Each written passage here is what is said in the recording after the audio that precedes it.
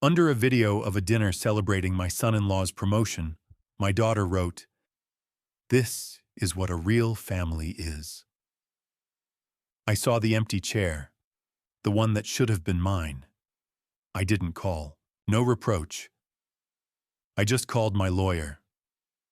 A month later, at my late wife's wedding anniversary dinner, they were still raising their glasses and smiling until I placed the files on the table.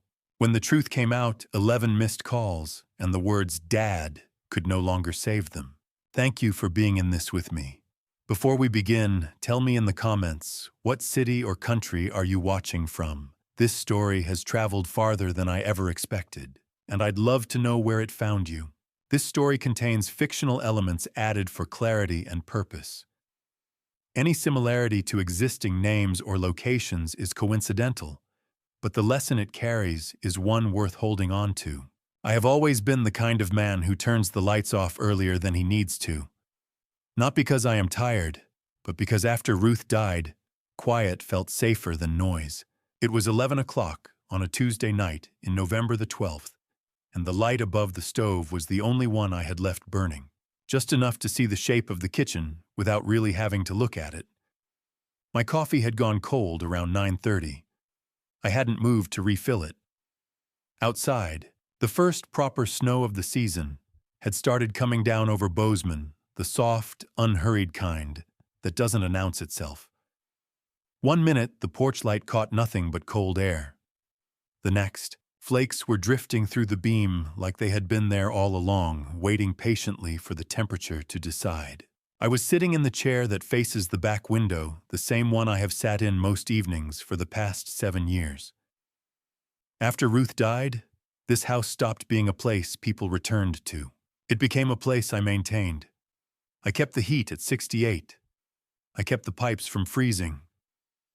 Every morning I drove the 28 miles out to the Livingston farm before proper daylight, fed the Hereford cattle, fixed whatever needed fixing, and drove back before dark. That had been the shape of my days for 7 years. It suited me better than most people understood, and I had long since stopped explaining it to anyone who hadn't earned the explanation. My phone lit up on the table. The notification was from TikTok, a platform I had downloaded 18 months prior because my neighbor Harold Webb's granddaughter had looked me square in the eye and announced that I needed to stay connected to the world. I had never posted a single thing. I followed exactly one account. My daughter Victoria's. She had posted 47 minutes ago. I tapped the notification. The video loaded immediately. The setting was a dining room. I half recognized the open kitchen and living space of the Denver home Victoria shared with her husband, Brandon Mercer. But it looked different from what I remembered. The lighting was warm and perfectly even in a way that no kitchen overhead fixture produces on its own. Someone had placed a deliberate light source somewhere off-frame. This was not a phone propped against a sugar bowl catching a spontaneous moment. The table was set for a celebration. Crystal glasses, white linen, a centerpiece that looked as though considerable thought had gone into it. Around the table sat Brandon's parents, his 2 sisters, their husbands, and a pair of teenagers I had met once at a wedding 4 years back. Brandon sat at the head, clean-shaved jacket open at the collar. The picture of a man who has received very good news and has already decided how to carry it in public. Victoria was beside him, her hand resting lightly on his forearm. She was laughing at something just off to the left of the camera. The caption read, "So grateful for the people who actually show up. This is what family looks like." I read it twice. The people who actually show up. I had not been invited. The caption had just told me I was no longer one of those people. I watched it once. Then again. On the third pass, I deliberately slowed my attention, going against the way the platform is designed to be used, and studied each corner of the frame. That was when I found the chair. In the far left of the shot, just past Brandon's shoulder, one chair had been drawn back from the table by roughly 6 inches. No plate, no glass, no folded napkin. The position was exactly where I would have sat between Victoria and her mother-in-law, who was visible in the frame with a champagne flute halfway to her mouth. I had raised Victoria. I knew how her mind worked when she was assembling a version of something for an audience. That chair was not empty because someone had stepped out for a moment. Everything in that frame had been arranged before the camera started rolling. "Welcome to the family, VP Mercer," I said out loud. No one to say it to. That had been the case in this kitchen for 7 years. I turned the phone face down on the table, then picked it back up. Watched it a second time. 47 minutes, come as I said. She posted this 47 minutes ago. I set it down again. Did not reach for it. "That's a studio light," I said. "You don't get that kind of even wash from a ceiling fixture." Ruth used to tell me I talked to myself too much. I'd say I was just thinking out loud. She'd say those were the same thing. She was right about most things like that, more than I gave her credit for while she was still here to be right about them. I left the phone face down and did not pick it up again. The snow outside had thickened. The porch light caught it in slow columns that bent slightly in the wind coming off the Bridger Range. I watched it for a while, without really seeing it the way you look at something familiar when your attention has gone somewhere else entirely. I stood and took my mug to the sink, rinsed it, set it upside down on the drying rack the way Ruth had always kept it. Some habits that belong to someone else outlast the person they belonged to. That chair was the only seat at that table I could have taken. I said to the window above the sink. The snow kept coming. Patient, steady, indifferent the way Montana snow has always been. I stayed at the counter a moment longer, both hands flat on the edge, looking at the dark shape of the yard through the glass. I thought about a text message I had sent 2 months ago. The kind you fire off without thinking twice, the kind that gets filed under routine and stays there. A nothing message, a here and gone message. I hadn't thought about it once since sending it. Until right now. The morning after I did what I always do when something lands wrong, I went to work. By 6 o'clock Wednesday morning, I had the F250 running in the driveway, the heater working against air that hadn't warmed yet to what the gauge was promising. The Bridger Range to the east was still just a dark shape against a slightly lighter dark. I drove the 28 miles to Livingston without the radio on. The Hereford cattle were already moving toward the feed pen when I pulled up. They know the sound of that truck, the way they know the sound of the grain auger, which is to say they care about it far more than they let on. I filled the troughs, checked the waterline pressure, and replaced a latch on the north gate that had been working itself loose for 2 weeks. I had been meaning to get to it. I got to it now. I did not call Victoria. I did not reply to Brandon's text from 4 days prior, which had said something about being in touch soon regarding an exciting opportunity, which was the kind of language Brandon used when he had already decided what he was going to ask for and was running a warm-up lap before asking it. The work took until noon. I drove home. I ate lunch standing at the kitchen counter. I read the text from Brandon again, set the phone face down, and went to check the weather report for the rest of the week. My mind was elsewhere. My hands were doing what they'd been trained to do for 40 years. That combination had served me well in situations that required patience, which was most situations worth taking seriously. Thursday, I stopped at Frank Delano's hardware store on my way out of town. Frank had run that store on the north end of Bozeman for 22 years, a big, unhurried man with calloused hands and the particular quality of a person who has heard a lot of things in a small room and learned which ones to respond to. We had been friends since before Victoria was in high school. He was one of the few people in my life who had known Ruth well enough to miss her in his own way. I needed fencing wire. 2 rolls.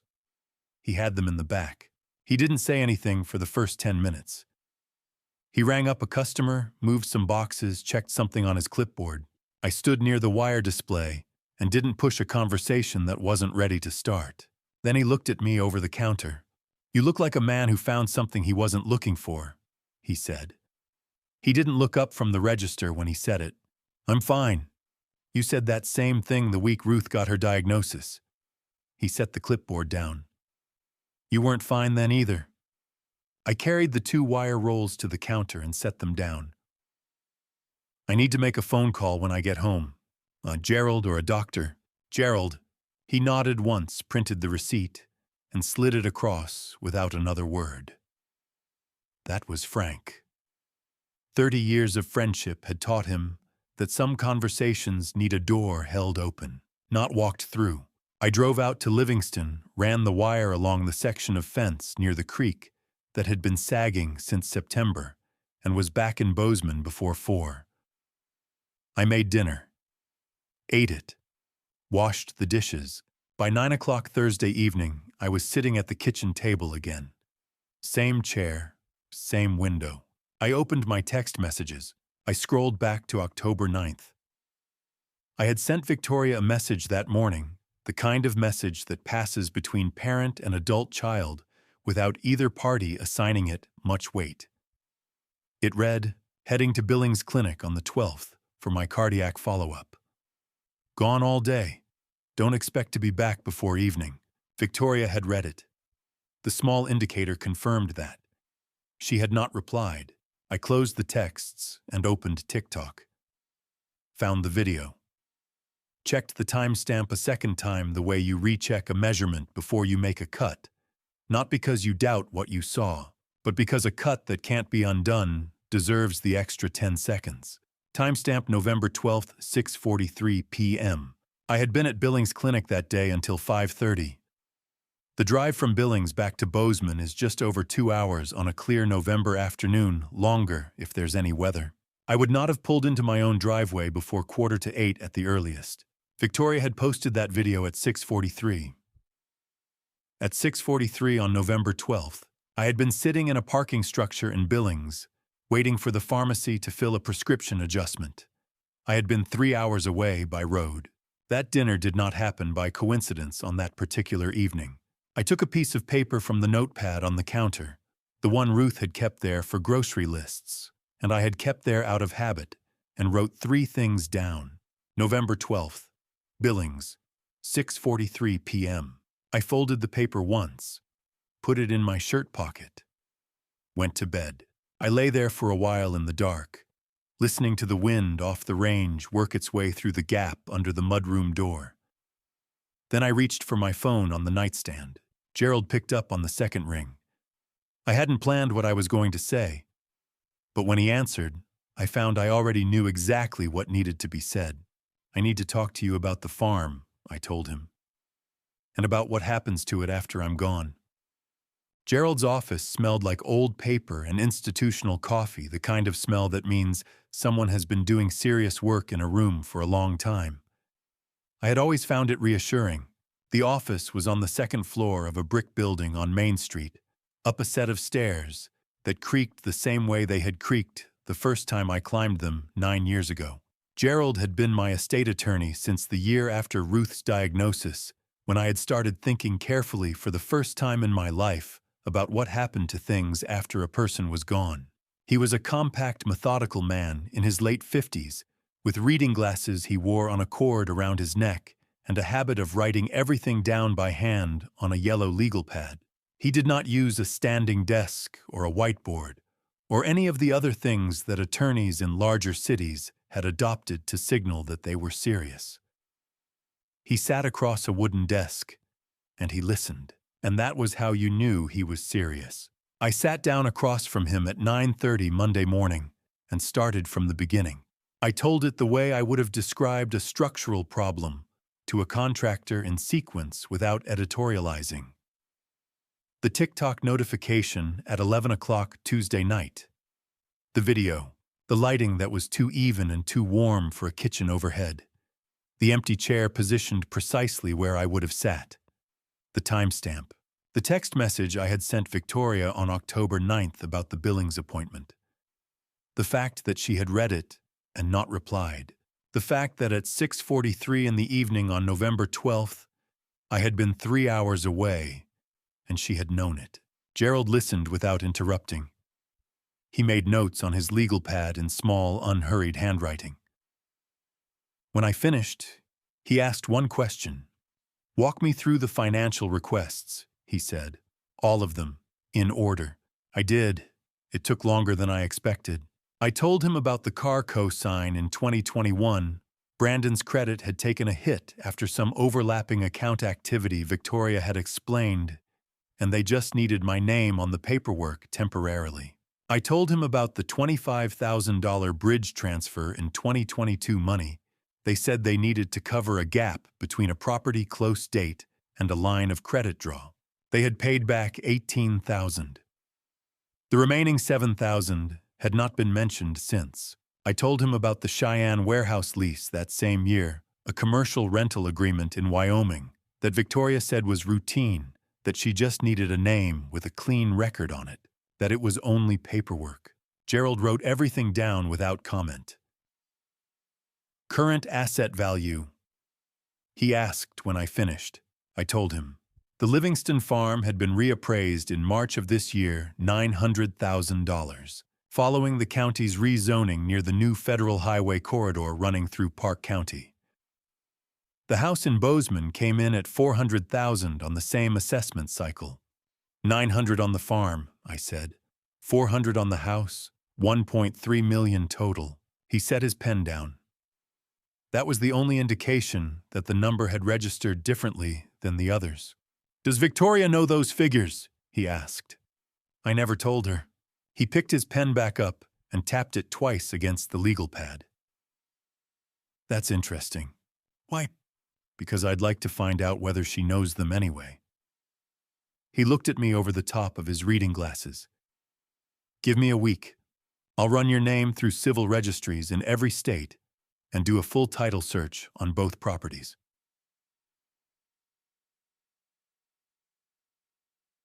Then he explained what my options were.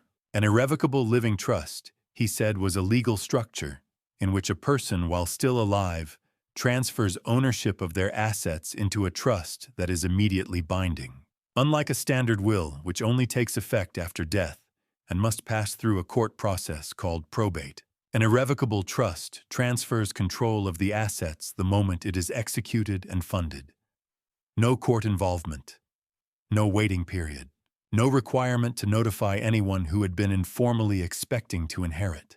Once the trust was funded and the deed transfers filed, the arrangement was permanent. It could not be revoked or altered by anyone other than me, and only while I was living. I asked about contesting it. Gerald said that in theory, a trust could be challenged on two grounds: undue influence, meaning someone had pressured the grantor into signing, or lack of mental capacity. Neither applied to a 61-year-old man with a documented financial history, a clear account of his reasoning, and a licensed attorney present at the execution. A challenge of that kind would go nowhere. He asked about my health. Cardiac medication adjusted at Billings. I told him. Doctor says I have another 20 years if I quit red meat. Gerald nodded and moved on, which was the correct response. I asked him to run my name through every state's civil and property records, all of them, no exceptions. There's one more thing, I said almost as an afterthought. I want to organize a dinner, December 14th. I'd like it noted somewhere. He looked up from the legal pad, said nothing, wrote it down. I understood, walking out of that office and back into the cold November air of Main Street, that what had just happened could not be undone. Not because Gerald had said anything particularly dramatic, but because Gerald hadn't said anything at all, and in 9 years of working with the man, I had learned that his silences carried more weight than most people's arguments. I drove back toward the farm with the heater running high. Gerald would call when he had something. In 9 years, whenever he said he'd call, he always did, and it had never once been to tell me that everything was fine. The drive to Livingston takes 28 minutes on a clear day.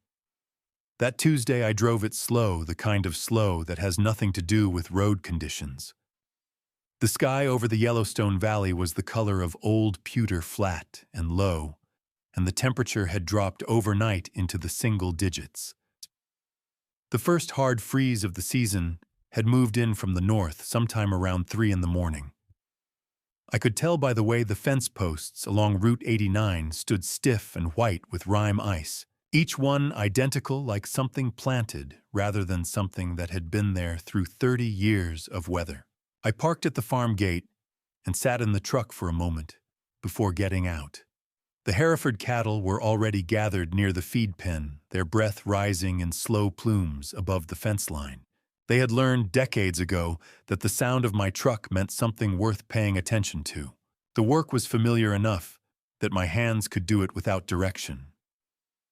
I hauled hay bales from the storage shed, 40 pounds each, the kind of weight that reminds you exactly where you are in your 60s, and pitched feed across the trough in long, even strokes. I checked the underground waterline pressure before the freeze could drive it lower than the pump could handle. I walked the east fence line looking for soft posts, found 2 near the creek bed, and marked them with orange tape for the weekend. By 10 o'clock, the immediate work was done, and I kept moving anyway. When the mind has something sitting in it that it hasn't finished processing, staying still is worse than useless. I thought about the year I and Ruth had bought this land. That was 1991. The asking price was $180,000, which was more than we had any business spending. The bank gave us a loan at an interest rate that seems almost criminal in retrospect. And we spent the first 3 years wondering in the private way that couples wonder about things, whether we had made a mistake that couldn't be undone. Ruth worked night shifts at the hospital in Bozeman, 12-hour shifts, 3 nights a week, then 4 when overtime opened up. I worked construction sites 5 days a week and spent Sundays on this land doing whatever the land required. We did not sit down and have a conversation about whether it was worth it. That was not how either of us made decisions. We just kept going, and the land kept asking things of us, and we kept answering. By 1997, it was paid off. Ruth stood in the south field on a Thursday morning in September and looked at the line of mountains to the north and said nothing for a long time. Then she said, "I think we're going to be all right out here." She was right. She usually was. I found a rusted hinge on the old barn door mid-morning and spent 20 minutes replacing it. It was the kind of task that doesn't need to be done urgently, and so keeps getting deferred until one day you decide today is the day and you do it. Ruth used to have a saying about that: fix things before they break all the way. She had said it standing in this same barn once, pointing at something I had been meaning to get to for months. "I'm getting to it," I had told her. "You're always getting to it, James." "That's because I always do." She had shaken her head and smiled at that, the particular smile that meant she found me both exasperating and tolerable in roughly equal measure. I had spent 33 years trying to earn that smile on a regular basis. I had not found another one like it since she was gone. In the afternoon, while I was restacking the hay in the northwest corner of the storage shed, I thought about 2018. 1 year after Ruth died, Victoria had driven up from Denver alone. No Brandon, no planned reason that she mentioned. She had stayed 2 nights. We ate dinner both evenings at the kitchen table in the farmhouse. The same table Ruth and I had eaten at for 26 years, and we did not say much. Victoria looked thinner than I remembered, and quieter in a way that wasn't her natural quiet. On the second night, she looked at her plate for a moment before she spoke. Dad, are you going to be okay out here alone?" she asked. "Yes," I said. She nodded. We didn't say much after that. I didn't understand at the time that it was the last question she would ask me that had no agenda attached to it. The last time she drove up without a reason, other than wanting to check that I was still standing. After that, Brandon's name started appearing in every plan, every conversation, every visit that got scheduled and then rescheduled and then eventually didn't happen. I thought about her at 11 years old, standing on the step of the old John Deere in the south field, while I drove it at half speed across the late summer grass. She had her mother's laugh full and unguarded, the kind that doesn't calculate how it sounds before it happens. I had not heard it in years, and could not say precisely when it had stopped. I stood in that same south field as the light went flat and gray toward 4 o'clock, and I looked out across the 340 acres that Ruth and I had built something on together. It was not an asset. It was a record.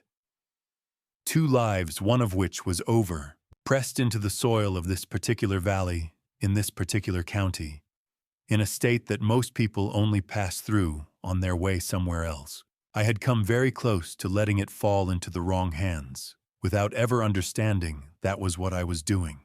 Brandon had sent 4 texts over 3 days. I had read each one. I had not replied to any of them. My phone rang at 7:40 that evening. Not Brandon's number.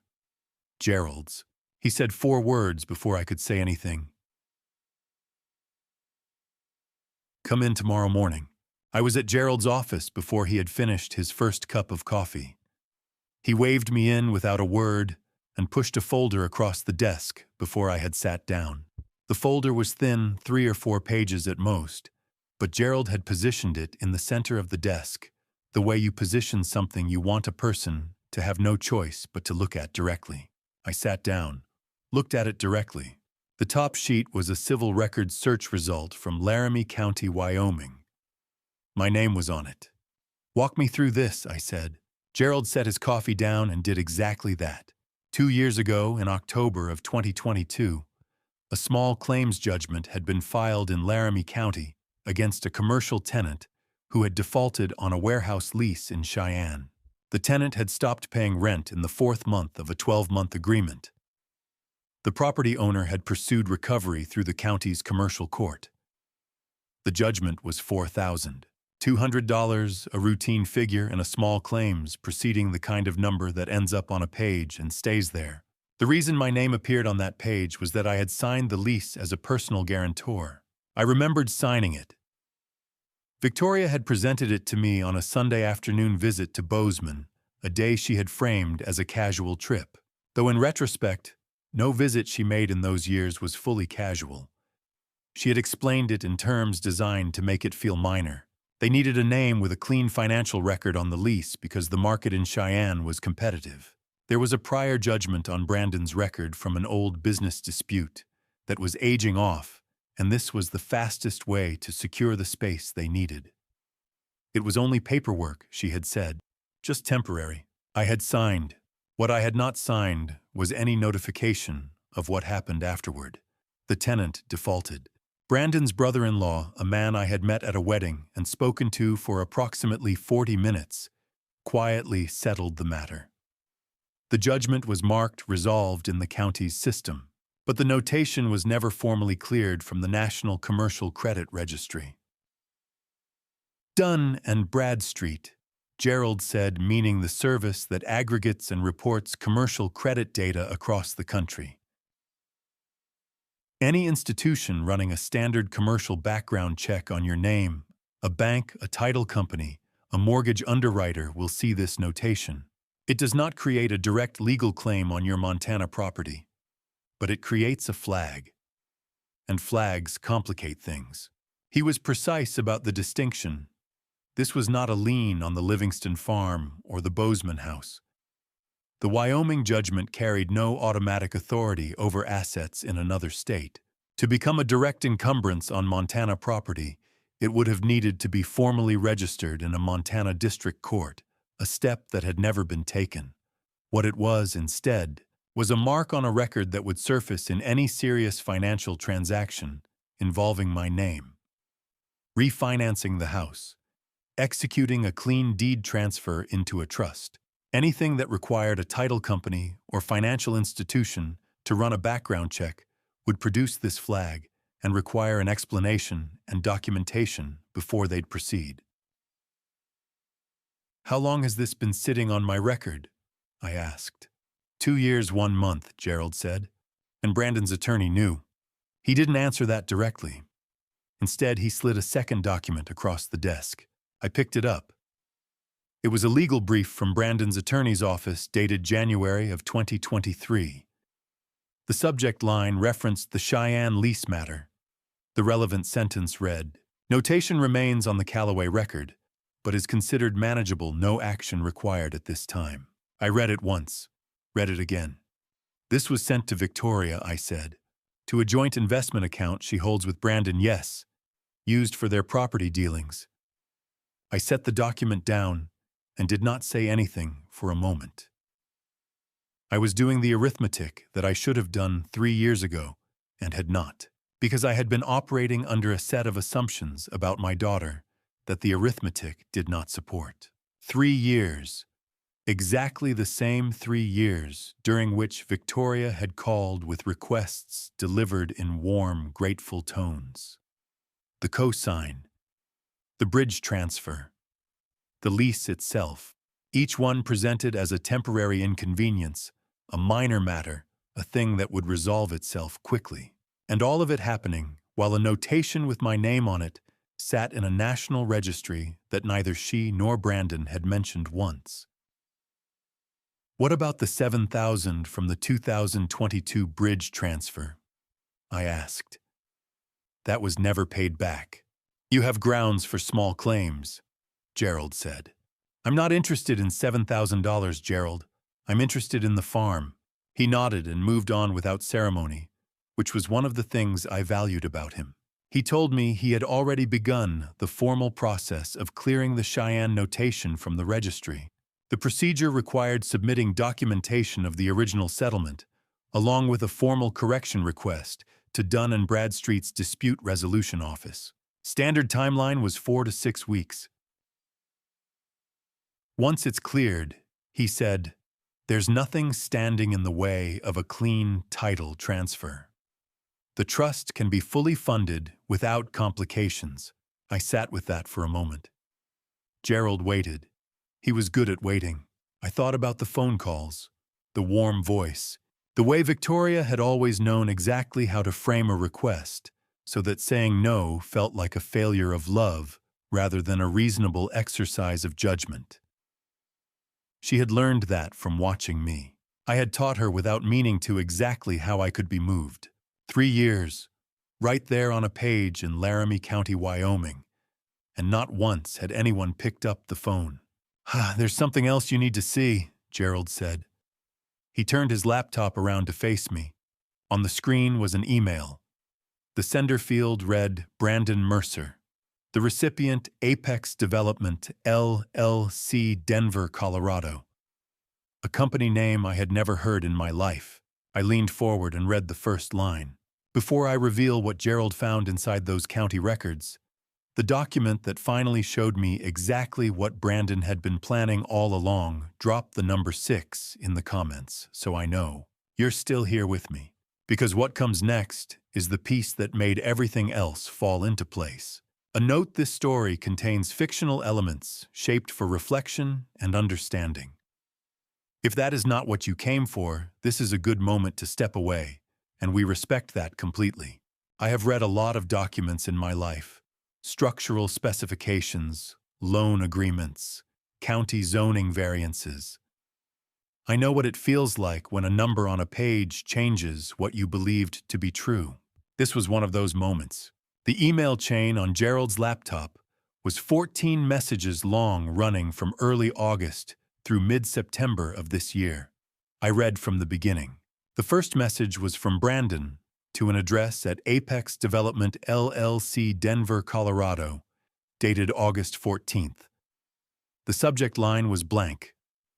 The body read, "Asset is a 340-acre working cattle and wheat operation outside Livingston, Montana. Current owner is 61 in reasonable health, no other direct heirs on record. Estimated timeline to availability, 18 to 24 months. Terms can be structured once control of the estate transfers. Happy to discuss further at your convenience." Apex had replied within 2 business days. They were interested. Their preliminary assessment of the property, based on Park County assessor records and comparable sales in the corridor, placed it at approximately $1.1 million. They were ready to move quickly once title was clear and the transfer could be executed cleanly. I kept reading. There were 3 more exchanges about logistics, about the type of agricultural operation and how it would affect the sale structure, about whether there were any existing lease agreements on the land that would need to be addressed. All of it was written in the measured, professional language of people who have done this kind of transaction many times and have developed a vocabulary for moving through it efficiently. Then came the September email. Brandon to Apex. September 3rd. Working on establishing a collateral structure that will create a documented interest in the property prior to any formal transfer. Should allow us to accelerate the timeline somewhat. We'll keep you updated as this develops. I pushed back from the desk slightly. How did you find the emails? I asked. I didn't find the emails, Gerald said.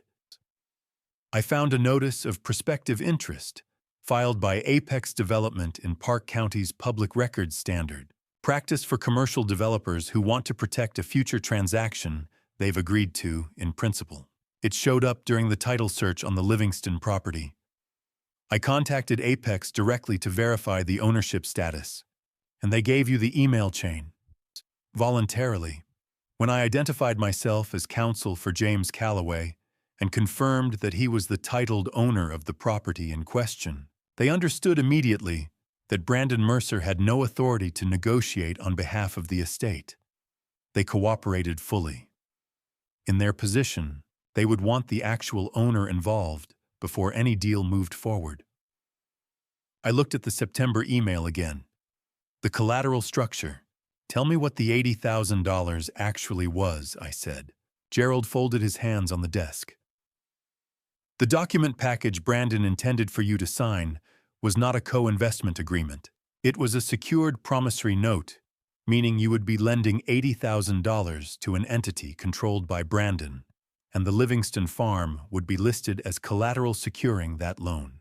Once that instrument was signed and recorded with the county, Brandon's entity would hold a formal legal lien against your farm's deed.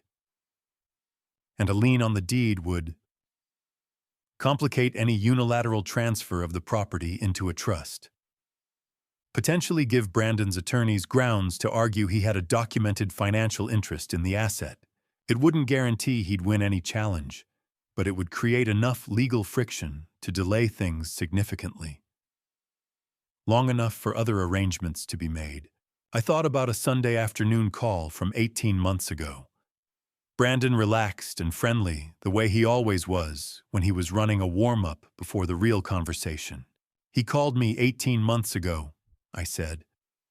Just to talk, he said. Near the end of it, he asked if I'd ever thought about selling the farm. Said the land values out that way must be going up. What did you say? I laughed. Said I'd never thought about it. Gerald looked at the laptop screen without expression. I had come to understand that Gerald's neutral expression was not indifference. It was the face he used when he had already reached a conclusion and was waiting for the other person to arrive at the same place. I sat in the chair across from him for a moment and let it all settle into shape. 18 months ago, Brandon had opened the door to the conversation with a casual question, measured my reaction, and filed the information away. 6 months later, he was corresponding with a Denver development company about the acquisition timeline. 2 months after that, he was engineering a financial instrument designed to attach his name to my property's title. And through all of it, he and Victoria had continued calling with warm voices and reasonable requests, and the particular tone of people who want you to feel that you are being included rather than managed. Start the trust paperwork, I said. All of it. Both properties. Gerald picked up his pen. I want the deed transfers filed this week, I said. And the dinner on December 14th, I need you there with the executed documents in your jacket pocket. All of it ready to be produced. He wrote something on the legal pad. Did not ask why. Did not ask what I intended to do at the dinner. In 9 years, he had never required an explanation when I knew what I wanted and said it clearly. I stood up and pulled on my coat. Gerald stood as well, the way he always did when a meeting had reached its natural end. One more thing, I said, stopping at the door. The notice of prospective interest. When does that become visible to someone searching the county records independently? It's already recorded. Anyone who searches the Livingston parcel number will find it, including a lawyer hired by Victoria, including anyone, he said. I walked out of the office and down the creaking stairs onto Main Street. The November air was cold and dry, the kind that gets into your chest when you breathe in too fast. I stood on the sidewalk for a moment and breathed carefully. I did not feel what I had expected to feel. There was no surge of anger. What I felt instead was the particular clarity that arrives when you finally stop working to avoid seeing something clearly. It is not a comfortable feeling, but it is an honest one. On the drive home, I kept thinking about a single person I hadn't yet considered in any of this. Someone who had been handling my financial records for 12 years, who would have had access to every appraisal, every filing, every number on every document I had signed. Someone who had known exactly what the Livingston farm was worth long before Brandon had ever sent his first email to anyone in Denver. I had known Ray Stoker for 12 years. He handled my taxes. He managed the quarterly filings for the farm livestock depreciation equipment costs, seasonal labor records. I had trusted him the way you trust someone who has never given you a reason not to, which is an entirely different thing from having an actual reason to trust them. I stopped at Frank's store Saturday morning. The drive from my house to Frank Delano's hardware store on the north end of Bozeman takes 8 minutes. I had been making that drive for the better part of 30 years, first with Ruth in the passenger seat, pointing out houses she thought we could afford and couldn't then alone. The store smelled the way it had always smelled: motor oil and cut wood and something metallic that Frank had never been able to identify and had stopped trying to explain. I went to the back room, where Frank kept a coffee machine that produced coffee worse than Gerald's and a pair of folding chairs he reserved for conversations that required more than a minute. I sat down. Frank poured 2 cups. I told him what I knew. Not everything. Enough. I told him about the TikTok video and the timestamp and the empty chair. I told him about the Cheyenne notation and the 3 years of silence. I told him about the Apex emails and what the $80,000 had actually been designed to do. Frank sat across from me and did not say a word for the entire time I was talking, which was unusual for him. Frank Delano had opinions about most things and expressed them at roughly the speed at which they formed. His silence meant he understood the weight of what he was hearing. When I finished, he looked at his coffee cup for a moment. "Who knew what the farm was worth?" he asked. He wasn't looking at me when he said it. He was stacking paint cans on the shelf behind him one at a time with careful attention. "Nobody I told," I said. "Now Ray Stoker knew." I set my cup down. "What do you mean?" Brandon called him. April or May, I think sometime this past spring. Ray mentioned it to me a few weeks later. Said your son-in-law had reached out asking about land values in Park County. Said he helped him get a read on the market. Frank lifted another can and positioned it on the shelf. Seemed like nothing at the time. You know how Ray is. Did he give Brandon a number? Frank paused with a can in his hand. Ray gives everybody numbers, James. That's just how he operates. He's been doing it so long he doesn't think twice about it. I looked at the wall behind Frank's head for a moment. Ray had coordinated the formal appraisal in March of this year. He had been present when the assessor came out to the property. He had the final figure, $900,000, in his client files, which were my files, which contained information he was professionally obligated to keep confidential.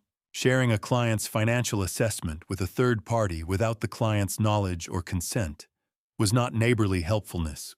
It was a violation of the standards every licensed CPA in the country was required to uphold under the AICPA's Code of Professional Conduct. Whether Ray had known he was crossing that line was a separate question. I suspected he had not.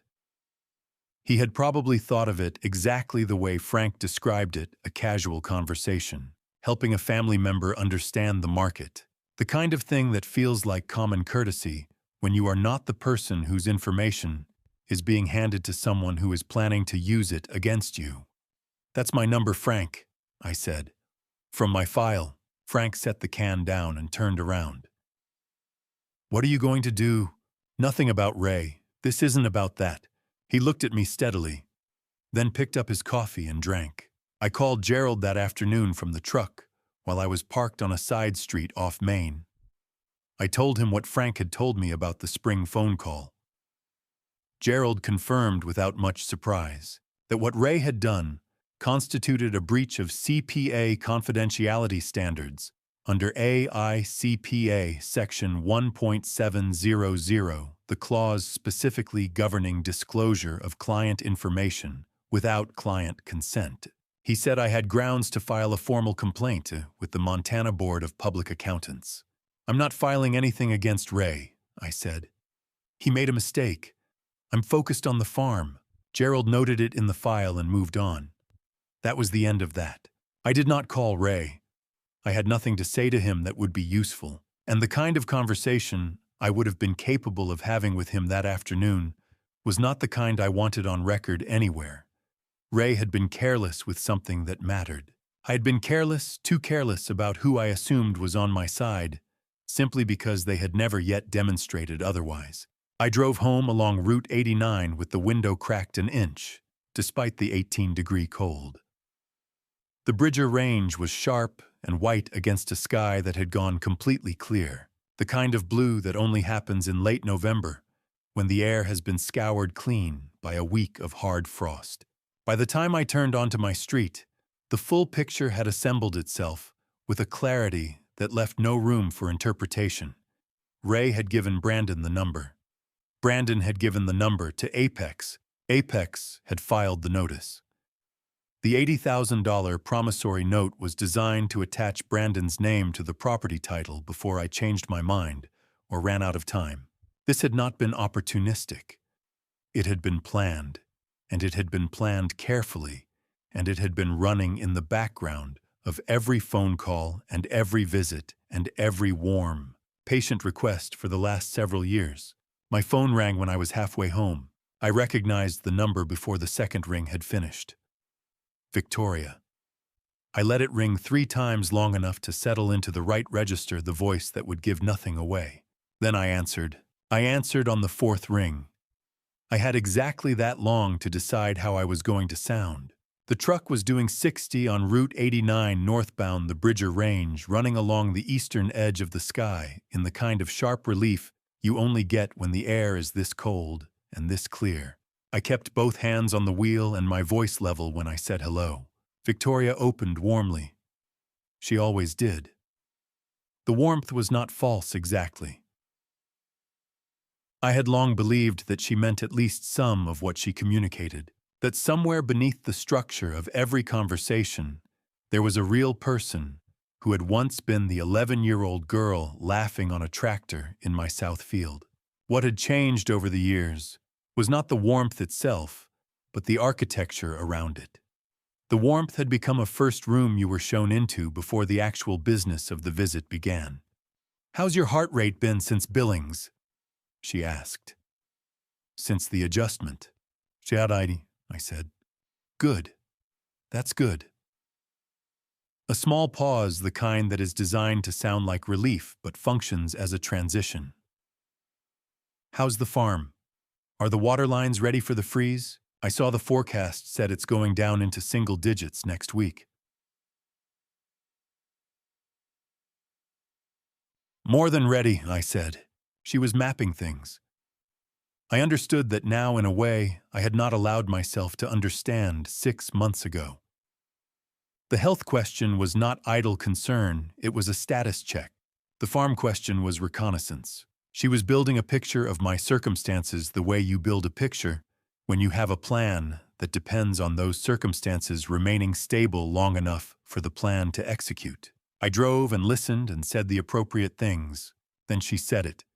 "Brandon ran into someone at a conference last week who knows Ray Stoker. Small world." She said it the way you say something that has been waiting in the middle of a conversation for you to find a natural place to put it. Casual, lightly dropped, the kind of statement that is designed to feel like an afterthought. "Is it?" I said. I did not inflect it as a question because I did not mean it as one. 2 seconds of quiet. Not uncomfortable, but present. Then Victoria moved on to something else. Whether I had tried the new restaurant on Main Street that everyone in Bozeman apparently had an opinion about. Whether I had heard that Harold Webb's daughter had moved back from Seattle. I answered each question in a way that sounded engaged. I had become very good at this over the past few years, the maintenance conversation, the performance of closeness with nothing underneath it. You learn the rhythm after long enough. You know when to laugh and when to ask a follow-up, and when to change the subject yourself to keep things moving. Brandon and I know things have felt distant, she said when we had been talking for about 12 minutes. We've talked about it. We really want to fix that, Dad. I know you do, Victoria, I said. I meant something entirely different from what she heard. That had been true of most of what I said to her for several years, and I had only recently admitted it to myself. Could we come out sometime this month? She asked. Maybe for Christmas we could drive up, spend a few days. Let's see how December goes, I said. Just let's see. There was a warmth in her goodbye that sounded genuine, and probably was in whatever way warmth can be genuine when it is deployed in service of something else. I told her to take care. She said the same. The call ended. I held the wheel with both hands and did not reach for the radio. 3 miles down the highway, I pulled off onto the gravel shoulder and sat with the engine running and the heater going and the Bridger range filling the passenger side window with its cold, indifferent geometry. I replayed the Ray Stoker mention in my head. The timing of it, the register, the way she had moved past it quickly, not because it was unimportant, but because the job of the mention was simply to plant something and move on before I had time to examine it. Brandon had almost certainly coached the insertion. He would have known that if she spent too long on it, if she lingered or elaborated, the seam would show. But a quick, casual reference had the appearance of coincidence. What it actually had was intention. I thought about the word she had used. Distant. She had used it as though it were whether something that had settled between them and me, without anyone deciding it should, the way a season changes. Not a series of choices. Not a strategy. Not a dinner filmed on a day she knew I would be 3 hours away in a clinic parking lot. Just weather. Just the way things sometimes go. I sat on the shoulder of Route 89 for another 2 minutes, watching a hawk work the updraft above the field to the west. Then I pulled back onto the highway. 3 weeks until December 14th. I had one phone call left to make, the one I had been putting off, not because I was avoiding it, but because I had not decided yet how to begin it. The person on the other end had never once called me asking for anything except my time, and I had been careless about giving him even that much lately. It was time to fix that, before everything else got fixed around it. Brandon called on a Monday morning. He never called on Monday mornings, that was his meeting block. The hours he kept clear for internal reviews and client check-ins and whatever else a regional vice president did with the first part of his week. When a man breaks his own schedule, it means the matter has become more urgent than his routine. I noted that before I answered. It was 9:15. I was standing at the kitchen counter with a cup of coffee I had poured 10 minutes ago and not yet touched. The temperature outside had dropped overnight to 12 degrees, and through the back window, I could see the frozen field and the fence line running east toward the creek, and just at the edge of the frame, the water trough where the cattle would be heading around noon.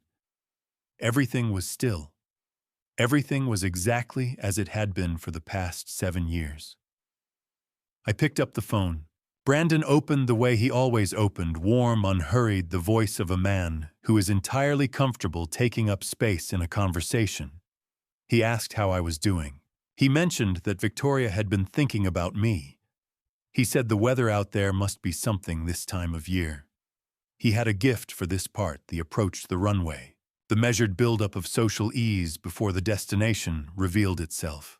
I had sat through this particular performance enough times to know its shape. I let him run it. After 2 or 3 minutes of warm weather and well wishes, he pivoted. There was a project, he said. A warehouse to retail conversion opportunity in the Denver commercial corridor, the kind of deal that did not stay available long, the kind that serious investors recognized quickly. The projected returns were solid. The timeline was tight, but manageable. He described it with the fluency of someone who had rehearsed the summary enough times to make it sound spontaneous. Then he got to the number. "We're looking at bringing in $80,000 as a secured investment loan," he said. "We'd use the Livingston property as backing just for the documentation. Standard practice in commercial real estate deals. It keeps the structure clean on paper." He said it the way you say something minor, procedural. The kind of thing you agree to without spending much time on because the important conversation is happening somewhere else. "My father-in-law is coming in for 50, he added. "We're asking family on this one, James. People we know and trust." I let him finish completely. I waited until the last syllable of the last sentence had settled into the phone, and there was nothing left for him to add. Then I said no. Silence. 3 full seconds of it. "Sorry, I don't think I—" "No, Brandon, I won't be participating." I could hear him adjust. Not panic. Brandon did not panic easily, which was one of the things that made him effective. What I heard was the particular quality of a man recalibrating in real time, pulling up the contingency he had prepared for a response that hadn't been supposed to come. "James, if the collateral structure is what concerns you, we can look at alternative arrangements. The documentation doesn't have to. It's not the structure. Then what's the—" "Brandon." I said his name the way I said it when I meant the conversation was complete, not continuing. "No." 11 seconds of silence. Then the call ended. I set the phone face down on the counter. My hands were flat on the granite on either side of it. The kitchen was quiet. Outside, through the back window, the cattle were beginning their slow drift toward the water trough. The same drift they made every morning at the same hour, unhurried and indifferent to everything happening in the house behind the fence line. I stood there for a moment and took account of what I felt. I had expected something more complicated. I had expected the familiar pull of the old calculation, the weight of Victoria's voice on the other end of those calls, the feeling that saying no was a choice with costs attached to it. But what I felt instead was almost nothing. Not triumph, not relief exactly. Something closer to the quiet that comes after you set down something you have been carrying so long, you stopped noticing the weight. 3 years. 3 years of yes. 3 years of signing and transferring and letting myself believe the story I was being told, because I wanted the person telling it to be the person I remembered. The 11-year-old on the John Deere. The young woman who had driven up to the farm alone in 2018 and asked with no agenda behind it whether I was going to be all right. No. I had said it once, and it had turned out to be easier than a decade of saying yes. I was going to need to remember that. I poured the cold coffee down the sink and made a fresh cup. Then I stood at the back window and looked out at the field and the fence line and the cattle moving in their slow, reliable line. And I thought about a phone call I needed to make before December 14th arrived. The person on the other end had never once called me asking for money. Had never called asking for a signature, a cosign, a favor dressed up as a routine matter. Had shown up without explanation, fixed things without announcement left, without requiring acknowledgement. The kind of person who, when you actually thought about it, you had been taking for granted in the quiet way you take for granted things that never ask anything of you. It was past time to correct that. Daniel arrived at 8 o'clock Saturday morning in a white work van with a dent in the rear bumper and a child seat bolted into the back. He knocked once and walked in. That was how Daniel operated. He did not wait to be invited twice. I should explain who Daniel is, because he did not arrive with a title or an announcement. He was the son of my younger brother Robert, who had died of a heart attack in 2019 at 53 years old. Working a job site in Missoula on a Wednesday afternoon, Daniel was 34 now, a licensed electrician who ran his own small outfit and was raising his 8-year-old son Owen alone after a marriage that had ended the way some marriages end, quietly and completely, without enough drama to make a good story. He lived in Billings, about 90 miles east. I had not seen him as often as I should have in the years since Robert died, which was something I had been meaning to correct and had not.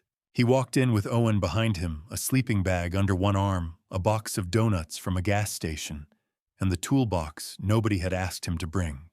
I thought the south fence might need checking before the deep freeze, he said, setting the toolbox on the floor and the donuts on the counter. It does. I was getting to it. I brought posts. He was already pulling his boots back on. Owen, who was 8 years old, and had the particular energy of a child who considers the world to be full of urgent questions, had already found the kitchen window that faced the cattle pen. He pressed both hands against the glass and looked at the Hereford herd moving in the cold morning light. "Uncle James, what's that one's name?" he asked, pointing at a mid-sized heifer near the gate. "That's Margaret. The big one behind her is Carl."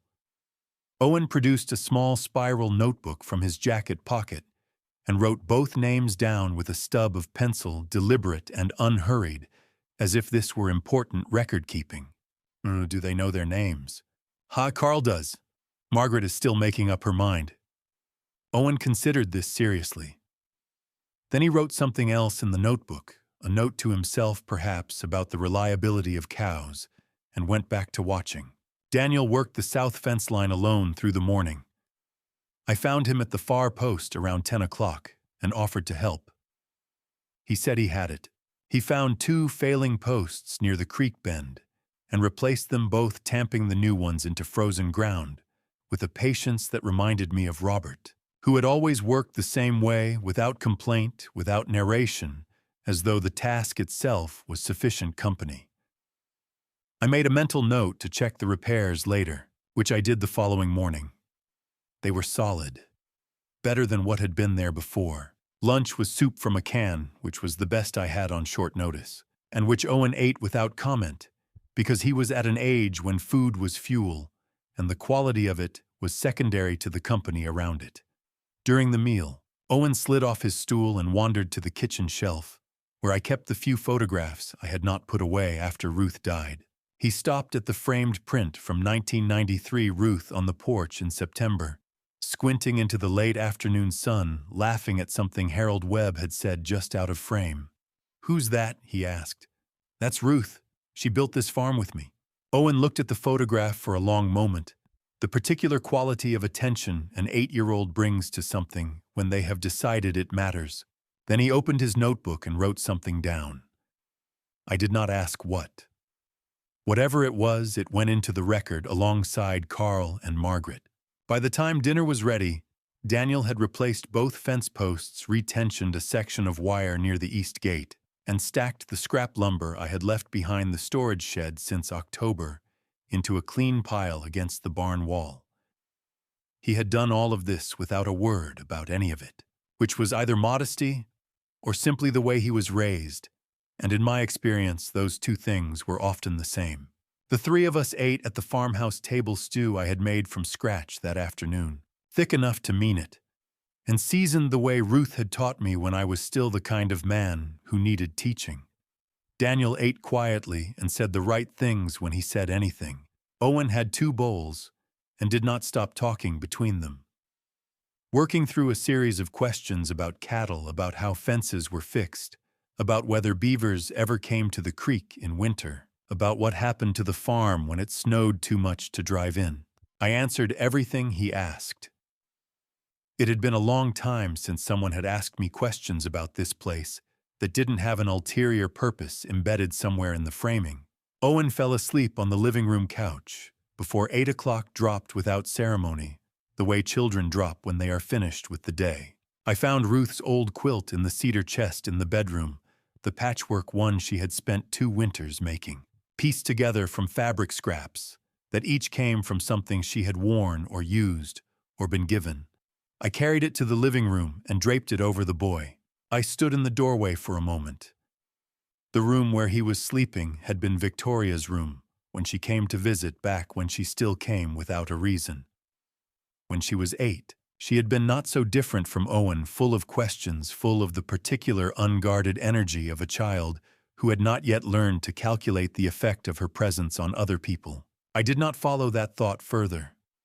I folded it away the way you fold something you are not ready to discard, but have no use for tonight, and went back to the kitchen. On Sunday morning, the overnight snow had put 2 fresh inches on the ground.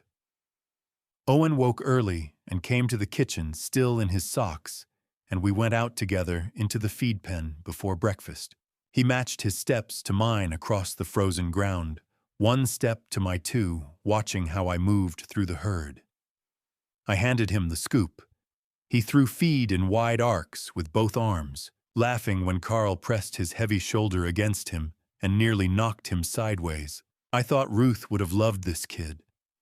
She would have loved him without reservation, without calculation, in exactly the straightforward way she loved things that were honest. That evening, after their van turned off the farm road and the red taillights disappeared into the dark, I went inside and called Gerald. I gave him 1 additional name for the trust document. Then I sat down at the kitchen table with a legal pad and wrote out a list of everyone I needed to invite to a dinner on December 14th. Gerald called on Monday evening and asked me to come in Tuesday morning. He said it wasn't urgent, which with Gerald means it's important, but not catastrophic. In 9 years of working together, I had learned to read the spaces between his words. I was at his office before 10. The manila envelope was sitting in the center of his desk. It was small, just slightly larger than a standard greeting card, and sealed with the kind of gummed flap that had been pressed down and left to set a long time ago. The outside was handwritten in Ruth's careful, upright script. The ink had the particular brownish quality of something written years before the present. Gerald sat down across from me and explained before I could ask. Ruth sent this to my office in January of 2016, he said. 14 months before she passed. She asked me to hold it and to open it only when you truly needed it. Those were her words, truly needed. I looked at the envelope without picking it up. How did you know I needed it now? Because you're about to make a decision that cannot be undone, Gerald said. She asked me to give it to you before one of those. Did you read it? No. He stood, said he would be in the hallway, and left me alone with it. I held the envelope for a moment before I opened it. The handwriting on the outside said only, "For James." That was all. No date on the outside. No instructions beyond what she had already given to Gerald. I opened it. 2 pages. Her handwriting was smaller than it had been in earlier years. Her hands had begun to trouble her in 2015, and she had adapted by writing more compactly, more deliberately, as if each word was earning its space on the page. I read slowly. She wrote that she had been watching me give pieces of myself away for a long time, not dramatically, not all at once, but in the way water finds the low ground, gradually, without announcement, following whatever path offered the least resistance. She said she had thought about how to say this to me directly, and had not been able to find the moment. She said she hoped I would forgive her for taking this route instead. Then she wrote about the farm. It isn't an asset, James. It's the record of us, of what we built and what it cost us and what we decided it was worth paying. Don't let it become someone else's transaction. Don't let someone put a number on it and call that the truth of what it is. She wrote about the land itself, the particular way she had felt about it from the first day we walked the property in 1991 before we had the money to buy it, before we had any reasonable justification for believing we could make it work. She said she had known standing in the south field that first afternoon in October that this was the place. She had not said it out loud because I was still doing the math and she did not want to pressure me. But she had known. The land doesn't belong to whoever holds the deed. It belongs to whoever would stay up all night for it. You know who that is. You've always known. You were just waiting for permission. The last paragraph was short. You'll know what to do, James. You always did. You just needed someone to say it was allowed. So I'm saying it. It's allowed. Whatever it is you've been holding back, it's allowed. She signed it with her full name. Ruth Ann Calloway. the way she signed checks and legal documents. She had known this letter would need to be treated as something official. I sat with it for a while. I did not cry. I had cried at Ruth's graveside in March of 2017 and had not done so again since, not because I had stopped grieving, but because grief at a certain point stops being something you perform and becomes something you simply carry. I sat in Gerald's office and read the letter twice more, and then folded it carefully along its original crease lines and placed it back in the envelope. Gerald came back when I knocked on the doorframe. "The deed transfers," I said. "When will they appear in public records?" 7 to 10 business days. "We'll file today both Gallatin County and Park County. The 14th is 4 days out, so no one searching the parcel records on the 14th will find them." "Correct. Standard processing time runs past that window. Unless someone has direct access to our office filing, the transfers won't be visible in any public database until mid to late December at the earliest." I thought about Brandon and his attorney and whatever search they might think to run if Victoria told him what the dinner was about. 4 days. That was more than enough. "Good," I said. "Let's finish the paperwork." We spent the next 40 minutes executing the trust documents. 2 properties, 2 deed transfer filings. Gerald walked through each page methodically, explaining what I was signing and what it would do and what it would prevent. I signed where he told me to sign. When it was done, Gerald gathered the originals and the certified copies and separated them into 2 folders with the efficiency of a man who has executed this kind of document many times and understands that the moment of completion is not dramatic. It is just the moment the thing becomes real. I picked up Ruth's letter from the desk, where I had set it during the signing, folded it once more and slid it into the inside pocket of my jacket against my chest. "Thank you," I said, meaning more than the paperwork. Gerald understood. He always did. I walked down the creaking stairs and out onto Main Street. The December air was sharp, the kind that gets into the lungs before you've prepared for it. I stood on the sidewalk for a moment, with the letter against my chest, and the trust executed, and everything now moving forward exactly the way I had decided it would move. Ruth had written the letter in January of 2016. She had addressed it for James and given it to Gerald, and trusted that he would know when the time was right. She had known even then. She had seen what was coming from further away than I had, and she had left me a rope to hold on to when I finally got there. That evening, I called Frank and told him what December 14th needed to look like. Then I picked up the phone and started working through the list one name at a time, saving the last one for last. I have never been good at planning gatherings. Ruth handled that, the guest list, the timing, the way she always knew exactly how much food 8 people would eat without measuring anything or consulting a recipe. She had a feel for it that I had watched and admired and never acquired. That Wednesday evening, I sat at the kitchen table with a legal pad and tried to think the way she would have thought. The list already existed on paper. 8 names. I had written them the night before after the call with Gerald, after the document folders had been organized and the deed filing scheduled. The list was not long, but it was deliberate. Every name on it was there for a reason. Every name not on it was not there for a reason. I called Frank first. "It's the 40th anniversary of the day Ruth and I got married," I said. "December 14th. I want a proper dinner here at the house. The right people around the table." "And the wrong ones," Frank said. "Them too." There was a pause on his end, the kind Frank used when he was deciding whether a thing required more conversation or whether he already understood enough. "You sure about this?" "I've been sure about very few things in my life, Frank. This is one of them." "I'll be there at 5:30. A beat. "You need me to bring anything? Just be there before the others." He said he would, and rang off, which was all I needed from that call. Frank had known me long enough to understand that when I said the right people and the wrong ones, I was not speaking carelessly.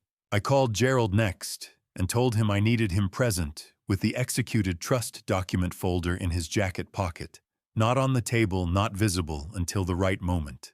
He said he would be there at 5:45 and asked no further questions. In 9 years, I had asked Gerald to do a number of things without explaining the full context at the time. He had always obliged and always been correct in his trust that the context would eventually become clear. Daniel was the easiest call of the evening. "Bring Owen," I said. "Dress him warm. Dinner's at 6. Should we bring anything?" "Nothing, just come." "Okay," he said. No hesitation, no negotiation, no follow-up question about what the occasion was, or whether there was a dress code, or what would be appropriate to contribute. He just said okay, and I trusted that meant he would be there at 6. I called Harold Webb last among the people I was looking forward to calling. Harold was 71 years old and had lived on the adjacent property since before Victoria was born. He had helped me build the original fence line on the east side of the farm in 1994. He had sat with me in this kitchen the week after Ruth's funeral and eaten the casserole somebody from the church had dropped off and not said anything in particular, but stayed for 3 hours. He picked up on the second ring and accepted the invitation before I had finished explaining what it was for. Ruth would have organized it better, he said. Everyone keeps saying that I told him. He laughed. Because it's true. I sat for a few minutes before I made the last call. Not from reluctance, the decision had been settled for days. More from a desire to be in exactly the right place in myself before the conversation began. Victoria was good at reading my voice. She had learned it from Ruth, who had been better at it than anyone I had ever met. I needed the voice she would hear to be indistinguishable from the voice she had always heard. I called her at 8:45 on Wednesday evening. She answered warmly the way she always did, and I matched it measure for measure. "I'm putting together a dinner at the house on the 14th, I said. 40th anniversary of the day your mother and I got married. A small gathering, just people who mattered to us. I'd like you and Brandon to be there." A pause.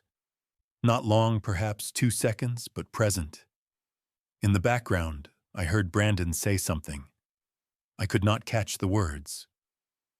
Victoria's reply to him was too quiet to hear. "Of course, Dad," she said. "Of course we'll be there." "Come hungry," I said. "I'm making a proper dinner. The kind your mother would have made if she'd trusted me to execute it." She laughed genuinely, I thought. There was still something in her that responded to the right kind of reference to Ruth without calculation. It came through the phone like a small, unguarded thing. "We will," she said. "We'll be hungry. Should we bring anything? Just yourselves." After the call ended, I sat with the phone in my hand and replayed the 2 seconds of background before she had spoken. Brandon's voice low and quick. I thought I heard 2 words. This is it, but the connection had not been clear, and I could not be certain. It was possible I had heard something else entirely, or nothing meaningful at all. I decided it did not matter. Whatever Brandon had said to Victoria in those 2 seconds did not change anything about what was going to happen on December 14th. The documents were signed and filed. The trust was funded. Gerald would have the folder in his jacket. Frank would be there before the others. Harold Webb would arrive on time, because Harold Webb had never been late to anything in his life. Whatever Brandon thought this was an opportunity, an opening, a moment, he was correct that it was a moment. He was simply wrong about whose it was. I folded the list in half and opened the kitchen drawer where I kept Ruth's photograph from the farm, the one from a September afternoon in 1993. Ruth on the porch, squinting into the sun, laughing at something Harold had said just out of frame. I placed the folded list in the drawer next to the photograph and closed it. 2 days. I had 2 days to let December 14th arrive without reconsidering. I knew myself well enough to know that the only thing that could change my mind was a reason. Nobody was going to give me one. Before I tell you what happened at that dinner table on December 14th, Before I tell you what Victoria said in front of every person in that room, comment the number 14 below so I know you haven't left yet. Because what comes next is the moment this entire story has been building toward. A note: what follows contains fictional elements crafted for understanding. If this kind of story is not for you, stepping away here is perfectly fine. We appreciate you making it this far. I spent the morning cooking, not because I am a skilled cook. Ruth would have said I was adequate at best, and she would have been generous with that assessment, but because she had always believed that people feel a room differently when the food in it was made by hand. There is something in the smell of something slow cooked from scratch that changes what a space means. She had taught me that over 30 years, and I had finally accepted it as true. I made her pot roast. I had not made it since the week she died, when a neighbor from down the road had brought over all the vegetables and left them on the porch with a note that said only Ruth's recipe she showed me. I had made it that once alone in this kitchen and had not been able to make it again until today. By 3 in the afternoon, the house smelled the way it used to smell on winter Sundays. I set the long pine table with the good plates, the ones Ruth had bought at an estate sale in Livingston in 2003, and never felt were quite nice enough for company, which was precisely why I wanted to use them now. I ran the string lights along the center beam above the table and found 8 chairs that matched well enough. Outside, light snow had begun to fall sometime around 4. Not heavy, the kind that drifts rather than accumulates, catching the porch light as it came down. The temperature had been steady at 22 degrees since morning. December 14th had the quality of a day that had decided independently of anyone's preferences to be exactly what the occasion required. Frank arrived at 5:30 as agreed. He came in without ceremony, looked at the table once, and spent the next 10 minutes moving chairs to positions he found more geometrically sensible. He did not ask why the chairs were where they were originally. He simply moved them. Then he checked the kitchen for ice and found I was short, and went to the convenience store 2 blocks over and came back with 2 bags without saying a word about it. Frank Delano had been moving through rooms for 30 years, doing exactly what needed doing and leaving the credit elsewhere. Gerald arrived at 5:45 in his good suit jacket. He and I exchanged one look across the kitchen, brief sufficient. He touched the left side of his jacket with his hand. I nodded once. Nothing more was needed. Daniel and Owen came through the door at 5:55.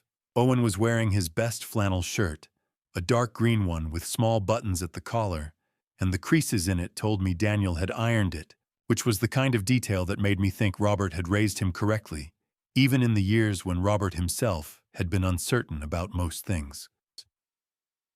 "Can I feed Carl and Margaret in the morning?" Owen asked before he had fully removed his coat. "First thing I say, sextomo," I said.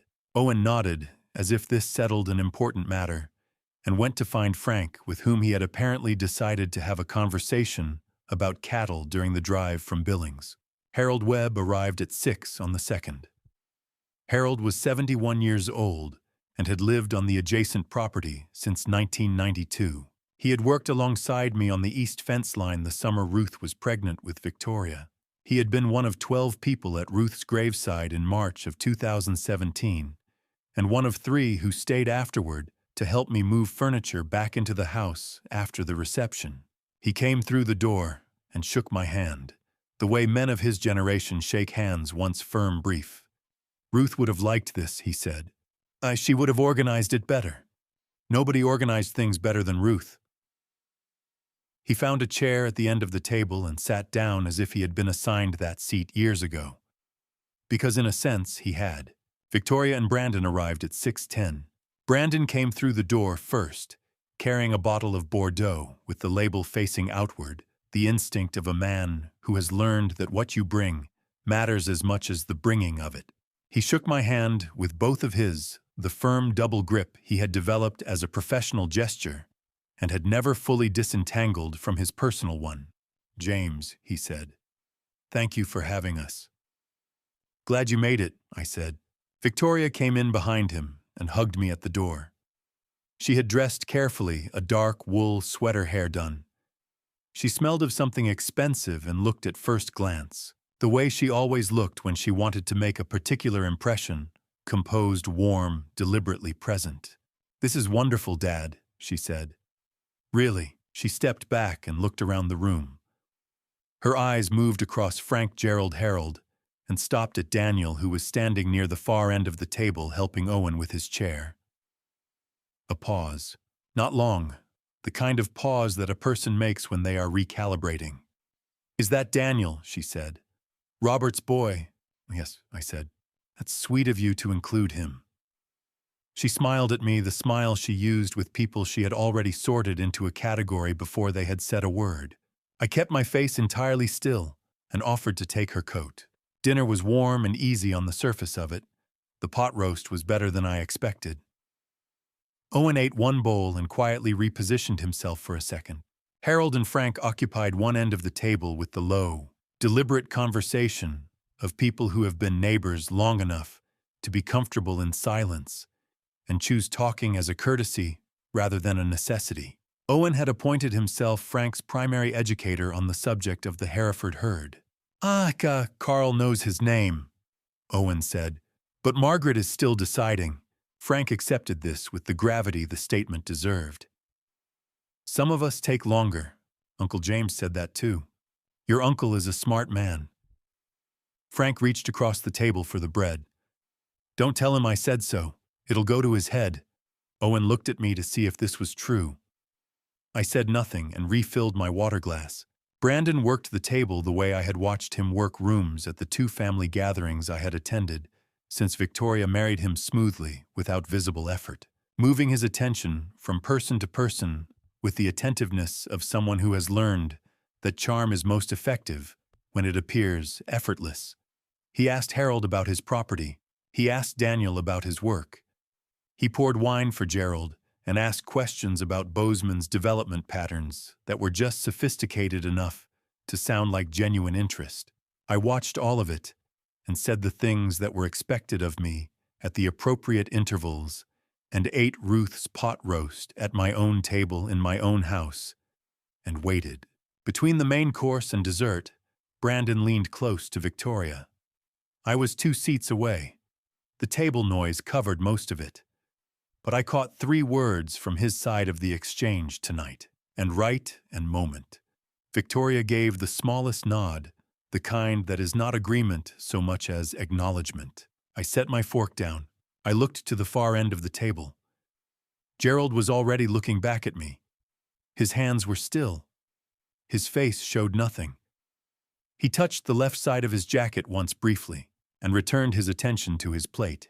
I looked down the table at all 8 of them in the light from the string of bulbs above Frank's steady jaw. Gerald's careful stillness.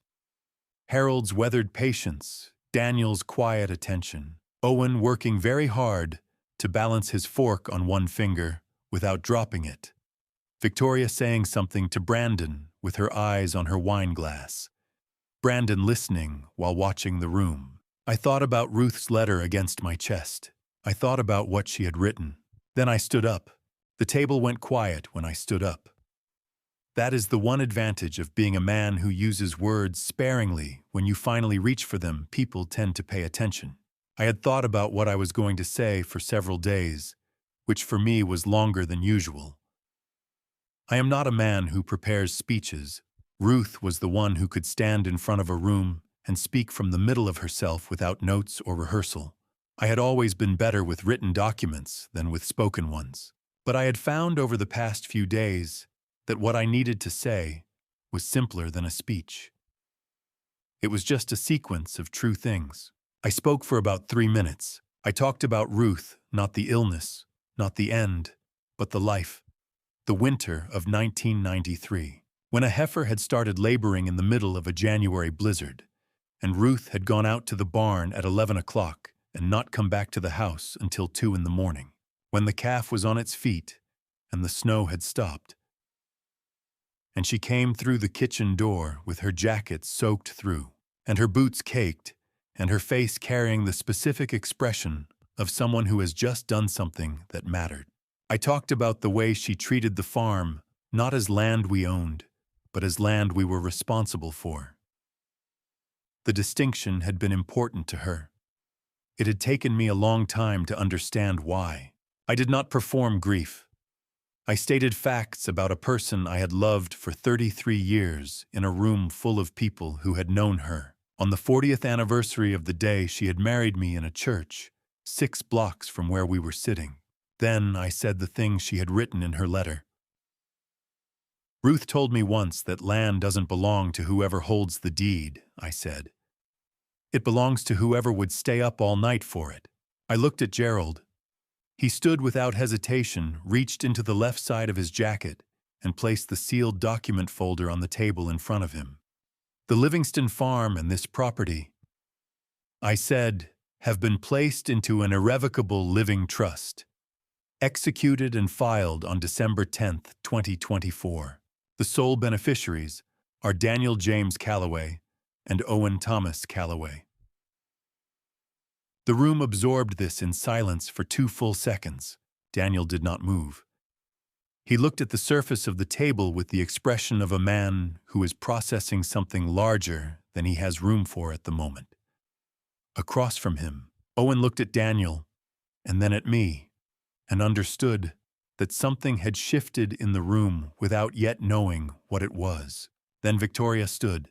Her chair scraped back hard against the floor, a sound that cut through the room's quiet the way a crack cuts through ice. Her face had gone white. Not pale. White. The color of someone who has had the floor removed from beneath them and has not yet finished falling. "Dad," she began. Then, "Ray said the market was right. Brandon thought you might consider it. We were just trying to help. We were only—" The words came out in a rush at a pitch too high for the room. She stopped. The sentence had nowhere to go. Every person at the table had heard every word of it. Harold Webb set his coffee cup down very slowly. Frank's jaw went hard. Gerald did not move at all. Brandon said Victoria's name. Quietly. Not with comfort. With containment. I looked at Frank across the table. He looked back at me. We had been friends for 30 years. In 30 years, there are things you learn to communicate without language. And what passed between us in that moment was simply now we know. I was not planning to sell, I said. My voice was the same voice I had been using all evening, even unhurried, the voice of a man saying true things. I never said that to Ray. I never said it to anyone. Brandon looked down the table at Gerald. The look of a man searching for a procedural crack, a technical vulnerability, something to work with. We'd like to discuss this privately, he said. There is nothing to discuss privately, Gerald said. He did not raise his voice. He did not shift in his chair. The trust is irrevocable. It has been executed, filed, and funded. There is no legal mechanism by which it can be contested on any grounds that apply to this situation. That is the end of the legal question. Brandon held Gerald's gaze for a moment. Gerald gave him nothing to work with. Brandon reached behind him and lifted Victoria's coat from the back of the chair. He held it out to her. She took it without looking at me. She did not say goodbye. She did not look at Daniel. She walked through the kitchen past the counter where I had cooked her mother's pot roast that morning, and out through the front door. Brandon followed her. He paused for one moment at the door, not quite looking at me, not quite looking away. "James," he said. I said nothing. There was nothing he could add that would have changed what had already been set in place, and I think he understood that. The door closed. Harold Webb picked up his coffee cup and took a slow, deliberate sip, as though the evening had gone precisely according to a plan he had always suspected it was following. Owen's voice came from the far end of the table, very small. "Uncle James, is everything okay?" Frank answered before I could form a response. Everything is exactly right, kid," he said. He reached over and straightened the fork in front of Owen's plate. "You want the last of the pot roast?" Owen looked at me. I nodded. He nodded. Frank served him. I stood at the head of the table, and did not sit down for a long moment. I listened to the sounds of the house, the hiss of the wood stove, the particular quiet that settles after a door has been closed, the wind working at the window on the north side. Through the front window, I watched the snow coming down in the porch light, steady and indifferent, the same snow that had been falling over this valley for as long as anyone in this room could remember. I heard the Audi start that specific engine note, the sound I had heard in my driveway a dozen times over the years. I heard it pull away and diminish into the street, and then into the snow until there was nothing left of it. I stood at the table and looked at the people who remained. Daniel staring at his hands. Owen attending to his pot roast with serious focus. Frank watching the window. Gerald returning the document folder to his jacket with the quiet efficiency of a man whose work is done. Harold Webb with his coffee and his long, untroubled patience. Outside, Ruth's snow was still falling. Harold left first. He shook my hand at the door, said "Good night, James," and nothing more. That was precisely the right amount. Harold Webb had spent 7 decades in the company of people going through difficult things and had arrived at the understanding that the most useful thing you could offer in most situations was your presence and your silence, in that order.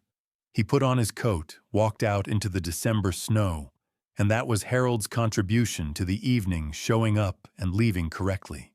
The others thinned out over the next 20 minutes. Gerald said he would call in the morning and did not ask how I was doing, which was also the right call. He knew how I was doing. He had been in the room. By 8:30, it was just Frank, Daniel, Owen, and me. Frank started washing dishes without being asked, without comment, without looking at anyone in particular.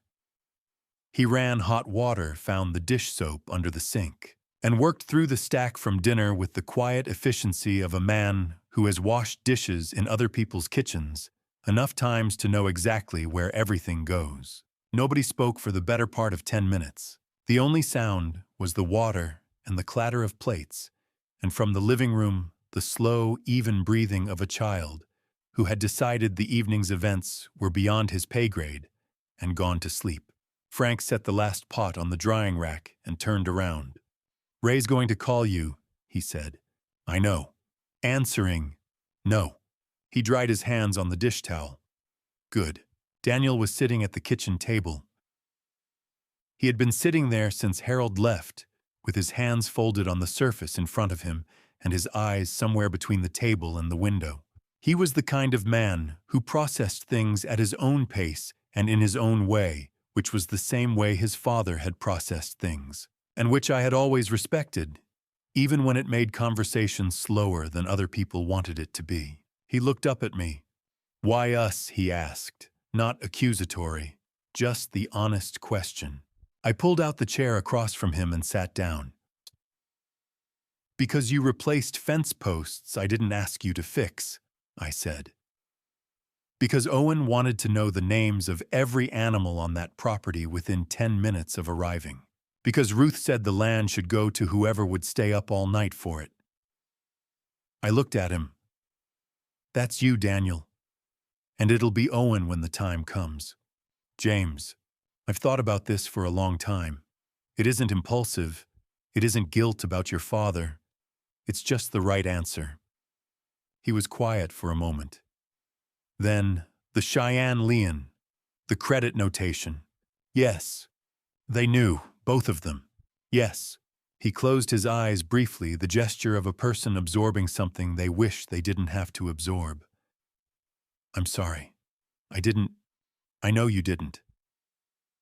I said it once and clearly and moved on, because the only thing worse than carrying guilt for something you didn't do is being made to examine it at length. "Gerald's handling the clearance. It'll be off the record in 4 to 6 weeks. What do I tell Owen?" I thought about this for a moment. Not about the answer, I had known the answer for a while. About how to say it in a way that would carry its meaning without more weight than the situation required. "Tell him the farm has people who are going to take care of it," I said. "That's all he needs to know for now. The rest can come later when later is the right time." Daniel nodded. He would know when later was. He had that quality, the judgment to leave things alone until they were ready. Owen had arranged himself on the living room couch in the particular boneless way of children who fall asleep somewhere other than a bed. One arm off the edge, his face turned toward the back cushion. I found Ruth's patchwork quilt in the cedar chest in the bedroom, the one she had spent 2 winters making from scraps of fabric, that each had a history she remembered, and I had mostly forgotten, and brought it to the living room and draped it over him. I stood in the doorway for a moment. The room was lit only by the lamp in the corner, low and warm. This had been Victoria's room when she came to visit. In the years before visiting became something that required a reason. I stood there for a few seconds, and then I closed the door gently and went back to the kitchen. My phone was on the counter where I had left it before dinner. I picked it up and looked at the screen. 11 missed calls from Victoria. 3 from Brandon. 1 from a number in the 720 area code Denver that I did not recognize but could make a reasonable guess about. I opened the kitchen drawer, the one that held the notepad, the spare batteries, the small things that collect in a kitchen over years. I placed the phone in it. Then I turned the small key in the lock on the front of the drawer, the one I had installed years ago when the drawer had held documents I did not want disturbed and which had not been turned since. Frank was pulling on his jacket when I came back around. "You going to be all right?" he asked. "Yes," I said. He looked at me the way he had been looking at me for 30 years.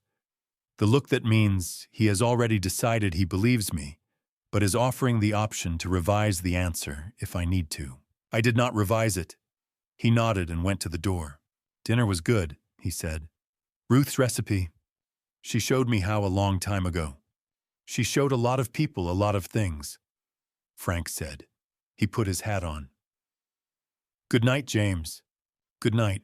The door closed. I listened to his truck start in the driveway and pull away onto the street. I made coffee I did not need and sat down at the kitchen table. The house was quiet, not the hollow kind of quiet that had lived in it for 7 years, but something different, something fuller, the quiet that settles when things have finally been arranged, the way they should have been arranged all along. The letter arrived on the 2nd day of January. I recognized the letterhead through the envelope window before I had fully opened the mailbox, a Denver law firm, the kind with 3 surnames hyphenated together and no first names anywhere on the stationery, which is how certain law firms signal that the individuals inside them are less important than the institution. The envelope was heavy stock cream-colored with the name James T. Calloway printed in a font that had been selected for the way it implies consequence. I stood at the mailbox at the end of the driveway for a moment. The January air was cold and dry, the temperature around 8 degrees, the kind of cold that makes every sound carry farther than it should. A bird moved in the bare branches of the elm at the edge of the property. Everything else was still. I carried the envelope inside and set it on the kitchen counter. I did not open it. I made coffee, and while the coffee brewed, I photographed the exterior of the envelope with my phone, the return address, the law firm name, the postmark, and sent the photograph to Gerald with a message that said only, "It arrived." Then I poured my coffee and sat at the table and waited. Gerald called back in under an hour. He had apparently been expecting something along these lines. 4 pages, he said. "I've read it. What does it say? Emotional duress, established family expectations, relational obligations." He said each phrase with the particular flatness of someone reciting a list of things that do not require elaboration. Then standard language for this type of challenge. What does that mean legally, huh? Nothing meaningful. It means they hired someone expensive to write nothing persuasively. The argument they're making that the trust was executed while you were in a state of emotional distress, influenced by grief or external pressure, has no factual basis and no legal standing in Montana. I was present at the execution. You arrived at my office 3 weeks before that dinner with a documented financial history, a specific legal request, and a clear understanding of every consequence. You were methodical and precise, That is the direct opposite of emotional duress. Can they do anything? No, Gerald said, without qualification or hesitation. The trust is irrevocable. The assets were yours to assign. You assigned them. The only ground on which this could be challenged with any theoretical merit is undue influence, meaning someone coerced you into signing. To establish that, they would need to demonstrate that I, or someone else present, pressured you against your will. That is not only false, it's demonstrably false. There is a paper trail going back to November 18th showing that this was your decision, developed over time with full legal counsel. I thought about the conversation in Gerald's office that Monday morning in November. The legal pad, the black pen, the methodical questions and methodical answers. The word that did not apply to any moment of that morning was duress. They also mention relational obligations, Gerald added. The idea that because Victoria is your daughter, you have some legal obligation to consider her interests in the disposition of your estate. Do I? You are 61 years old and in possession of your full faculties. You have no legal obligation to leave your estate to anyone. Adult children in the United States do not have inheritance rights from living parents. The concept of established family expectations carries no legal weight in any court in this country. If it did, estate planning as a practice would be impossible. I turned the unopened envelope over in my hand, looking at the back. The flap was sealed with the kind of adhesive that suggests permanence. What about the Cheyenne notation, I asked. Submitted for formal removal from the registry on December 18th. Processing typically runs 3 to 4 weeks. We should see confirmation in the next week or two. Do I need to sign anything for the challenge response? Nothing. I'll draft the response and send it under my letterhead. You don't need to read their letter, and you don't need to be involved in the correspondence. I didn't read it, I said. Good. I'll take care of the envelope. I ended the call and sat at the kitchen table with the envelope on the counter in front of me for another minute. I thought about what was inside it, 4 pages of legal language, expensive and specific, written by people whose job it was to find the angle that would give them something to work with. I thought about the time it must have taken to draft, the phone calls between Victoria and her attorneys, the strategy sessions, the weighing of approaches, all of it to produce a document I was not going to read. I got up from the table. I walked through the kitchen, through the mudroom, and out the side door into the garage. The recycling bin was in the corner next to the chest freezer where it had been for 20 years. I lifted the lid. I dropped the envelope in. I did not break stride. The lid closed. I stood in the garage for a moment. It was cold enough that my breath showed. Through the small window on the north wall, I could see the bare elm, the mailbox at the end of the driveway, the empty street beyond it. I did not feel triumph. I had not expected to. Triumph is for situations that were uncertain, and this one had stopped being uncertain the day Gerald filed the deed transfers in December. What I felt instead was the particular lightness of a thing fully resolved, the feeling you get when furniture that has been in the wrong position for years is finally moved, and you stand in the room afterward and understand that the space was always better than you thought it was once the obstruction was cleared. I went back inside and finished my coffee. The Cheyenne file would be clean within the month. The trust was executed and funded. The legal question, as Gerald had said on the 14th, was finished. I had nothing left to do except go back to the farm and figure out what a Tuesday morning in January looks like, when there is no longer something waiting in every corner of it. It turned out that was easier to imagine than I had thought. Daniel texted on Friday afternoon, "You free this weekend? Owen keeps asking about Carl." I texted back one word. He showed up at 7 Saturday morning with a box of gas station donuts and his toolbox. That was Daniel.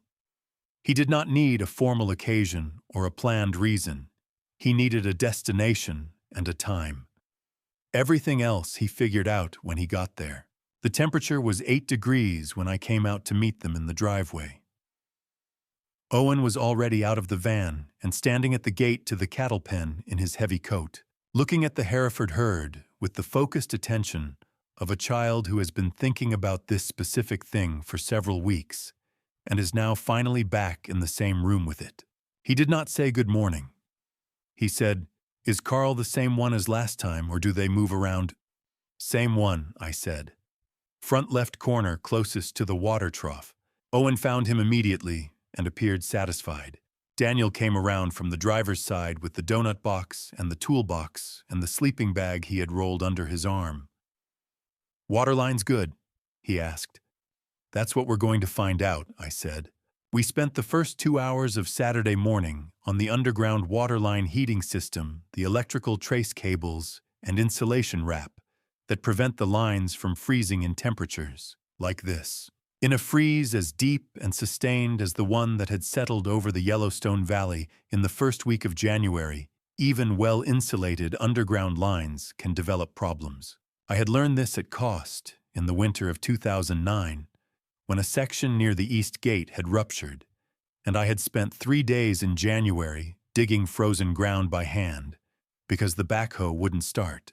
Daniel and I worked the inspection methodically, checking the thermostat controllers at the junction boxes, testing the trace cable continuity at each segment, looking for the particular kind of moisture pattern in the ground that indicates a slow leak before it becomes a fast one. We found one section near the creek bend where the insulation wrap had developed a gap, not a failure yet, but a place to watch. Daniel pulled the spare wrap material from the storage shed without being asked and resealed it while I held the flashlight. We worked in near silence the way two people work when they have been on a job site together long enough to know which one of them does which task and when to hand over a tool without announcing it. Daniel had that quality. A site awareness, the ability to read what a job needed at any given moment. It was the same quality his father had had, which was one of the reasons Robert and I had worked well together on the 2 construction projects we'd been on the same crew for back in the late 80s. I did not say that to Daniel. Some things are better understood than stated. Owen managed the morning feed. I had shown him the technique on his last visit, the scoop size, the distribution pattern, the importance of spreading feed evenly across the length of the trough, so the herd didn't crowd toward one end and the smaller animals got pushed out. He had paid close attention then. Now he applied it without needing to be reminded, working down the trough line with careful, even strokes, counting scoops under his breath in a way that suggested he had developed a system since December. Carl, who was the largest animal in the pen and had accordingly decided that rules about cue order did not apply to him, pressed his heavy shoulder against Owen's side while the boy was working. On the far end of the trough, Owen planted his feet pushed back with both hands and said, "Carl, I'm getting there." Carl considered this and stepped back. "Good," Owen said and continued feeding. I watched from the fence rail and thought that if I had taught Victoria to do this at 8 years old, things might have gone differently. Then I let the thought pass, because speculation about paths not taken is the least useful form of thinking, and Ruth had told me that more than once. Around mid-morning, Owen noticed the young heifer. She was the one born in early October, a solid animal, dark roan, with white markings on the face, standing slightly apart from the main herd, the way young cattle sometimes do when they haven't yet fully integrated into the social structure of the pen. She had no name. I had not gotten around to it. Owen stood at the fence and looked at her for a long moment. "Can I name this one?" he asked. "What are you thinking?" He went quiet. Not the casual quiet of a child waiting for a thought to arrive, but the concentrated quiet of someone working through something that mattered. I watched the second hand on my watch move through nearly a full minute before he spoke. "Ruth," he said. I did not answer right away. I stood at the fence rail in the 8-degree air and looked at the heifer and then at Owen and thought about a photograph on a kitchen shelf and a small spiral notebook and whatever it was he had written in it that December afternoon. "Is that okay?" he asked. "I saw the picture, and you said she built this place with you." "She did." He turned back to the fence. "Then the farm should have her name somewhere." He said it with the particular certainty of a child who has arrived at a conclusion through genuine reasoning and sees no reason to hedge it. "Not just in the records. Somewhere you can actually see." I put my hand on his shoulder. "Ruth, it is," I said. Daniel from the other side of the fence where he had been checking the post anchors said, "Good name, kid." He looked at me over the top of Owen's head. I looked out at the south field, at the white expanse of it under the January sky, and did not say anything. After lunch, sandwiches Daniel made from what was in the refrigerator. With the efficiency of a man who has been feeding a child on job sites for 8 years, I took him through the tractor. The old John Deere utility model that Ruth and I had bought in 1997 was still the primary piece of equipment on the farm. It was reliable in a way that newer machines sometimes were not, and I had maintained it carefully enough that it ran as well now as it had in its 3rd year. I showed Daniel the hydraulic pressure gauge and how to read the range indicators for different implement loads. I walked him through the baler attachment setup, the tension adjustments, the tie sequence, the way you had to nurse the machine through the gate turn at the northwest corner because the turning radius was tighter than the path. I showed him the field patterns that Ruth had mapped out in 1994 on a piece of graph paper that I still kept laminated in the equipment shed, the most efficient sequence for working the different sections of the acreage based on soil drainage and slope. Daniel already knew more than he let on. He asked good questions, the kind that showed he had been thinking about how a working farm operates, and had some of the right answers, and was checking them against what I knew. By the second pass around the south field, he was handling the machine with the ease of someone who was learning the specific, not the general. Your father could run any piece of equipment on a job site inside of 20 minutes. I told him which was true. You got that from him. Daniel was quiet for a moment. He talked about this farm sometimes, he said. Said you two used to argue about whether it was worth the mortgage payments. We did. He said you were always right about it being worth it. He never said that to me. No, Daniel said. He wouldn't have. We left it there. Some conversations have a natural resting place that isn't a conclusion. In the late afternoon, with the light going low and gold across the snow, the three of us walked to the ridge above the south pasture, the high point on the property from which the full 340 acres was visible rolling south toward the tree line. In January, it was all white and shadow, the fence lines cutting dark geometry across the surface of the snow. The mountains to the north were clear and hard-edged against a sky that had gone the particular deep blue of a cold Montana dusk. We stood there without talking. Owen between me and Daniel, looking at the land with the open curiosity of someone for whom this is still new enough to require full attention. I thought of the morning Ruth and I had stood in this same spot in September of 1991 when the grass was still green and we had just signed the papers and didn't yet know what we had gotten into. I thought this is what she meant. Not a name on a deed. Not a number on an appraisal. This 3 people standing on frozen ground in January, one of them 8 years old, all of them exactly where they should be. We walked back down to the farmhouse as the last of the light left the sky. Daniel and Owen left after dinner just past 6, Owen asleep in the child's seat before they reached the end of the farm road. I stood in the driveway and watched the van's taillights disappear into the dark.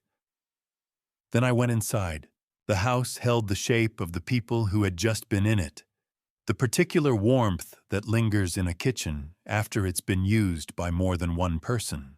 The coat hook by the door that still held an impression in the air of where Owen's jacket had been hanging. The quiet was the full kind again. I sat down at the kitchen table, and I took Ruth's letter out of my jacket pocket one more time. I have read Ruth's letter 3 times now. The first time I cried. I had not expected that. I am not a man who cries easily or often, and I had thought, sitting alone in Gerald's office with the door closed, and 2 pages of my dead wife's handwriting in front of me, that I would read it the way I read most things, carefully, with attention to meaning without being moved beyond the meaning itself. I was wrong about that. I got through the first page and partway into the second before something happened in my chest that I was not prepared for, and I sat in Gerald's office with the letter in my hands and did not try to stop it.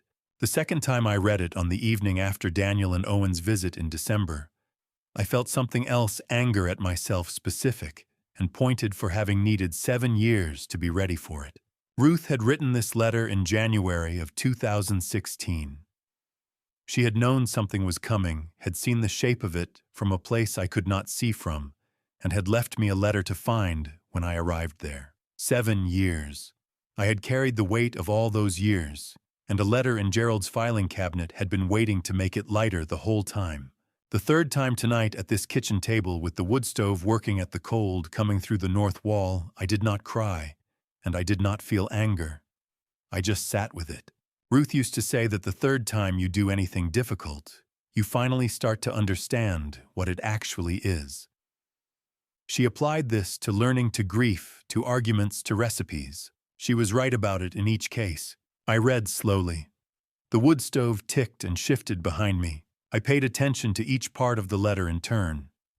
The opening where she wrote about watching me give pieces of myself away without calculating the cost. I had read that before. Now I read it differently, not as criticism, but as observation. She was not angry with me for being this way. She was describing a thing she had watched with patience and some amount of worry and, I think, a great deal of love for the particular stubbornness that made me the man she had chosen. I read the section about the farm. It isn't an asset, James. It's the record of us. The record of us. I said out loud to the kitchen. There was no one to say it to. That was all right. I thought about what that phrase meant and about everything that had happened between November and now, the video at 11 o'clock on a Tuesday night. The Cheyenne notation, the Apex emails, the December 14th dinner, the sealed envelope I had dropped in the recycling bin without opening. All of that had happened around the farm, about the farm, because of the farm. And at the center of all of it, underneath all of it, was the thing Ruth had put into 2 words. The record of us. 2 lives pressed into 340 acres of Montana ground.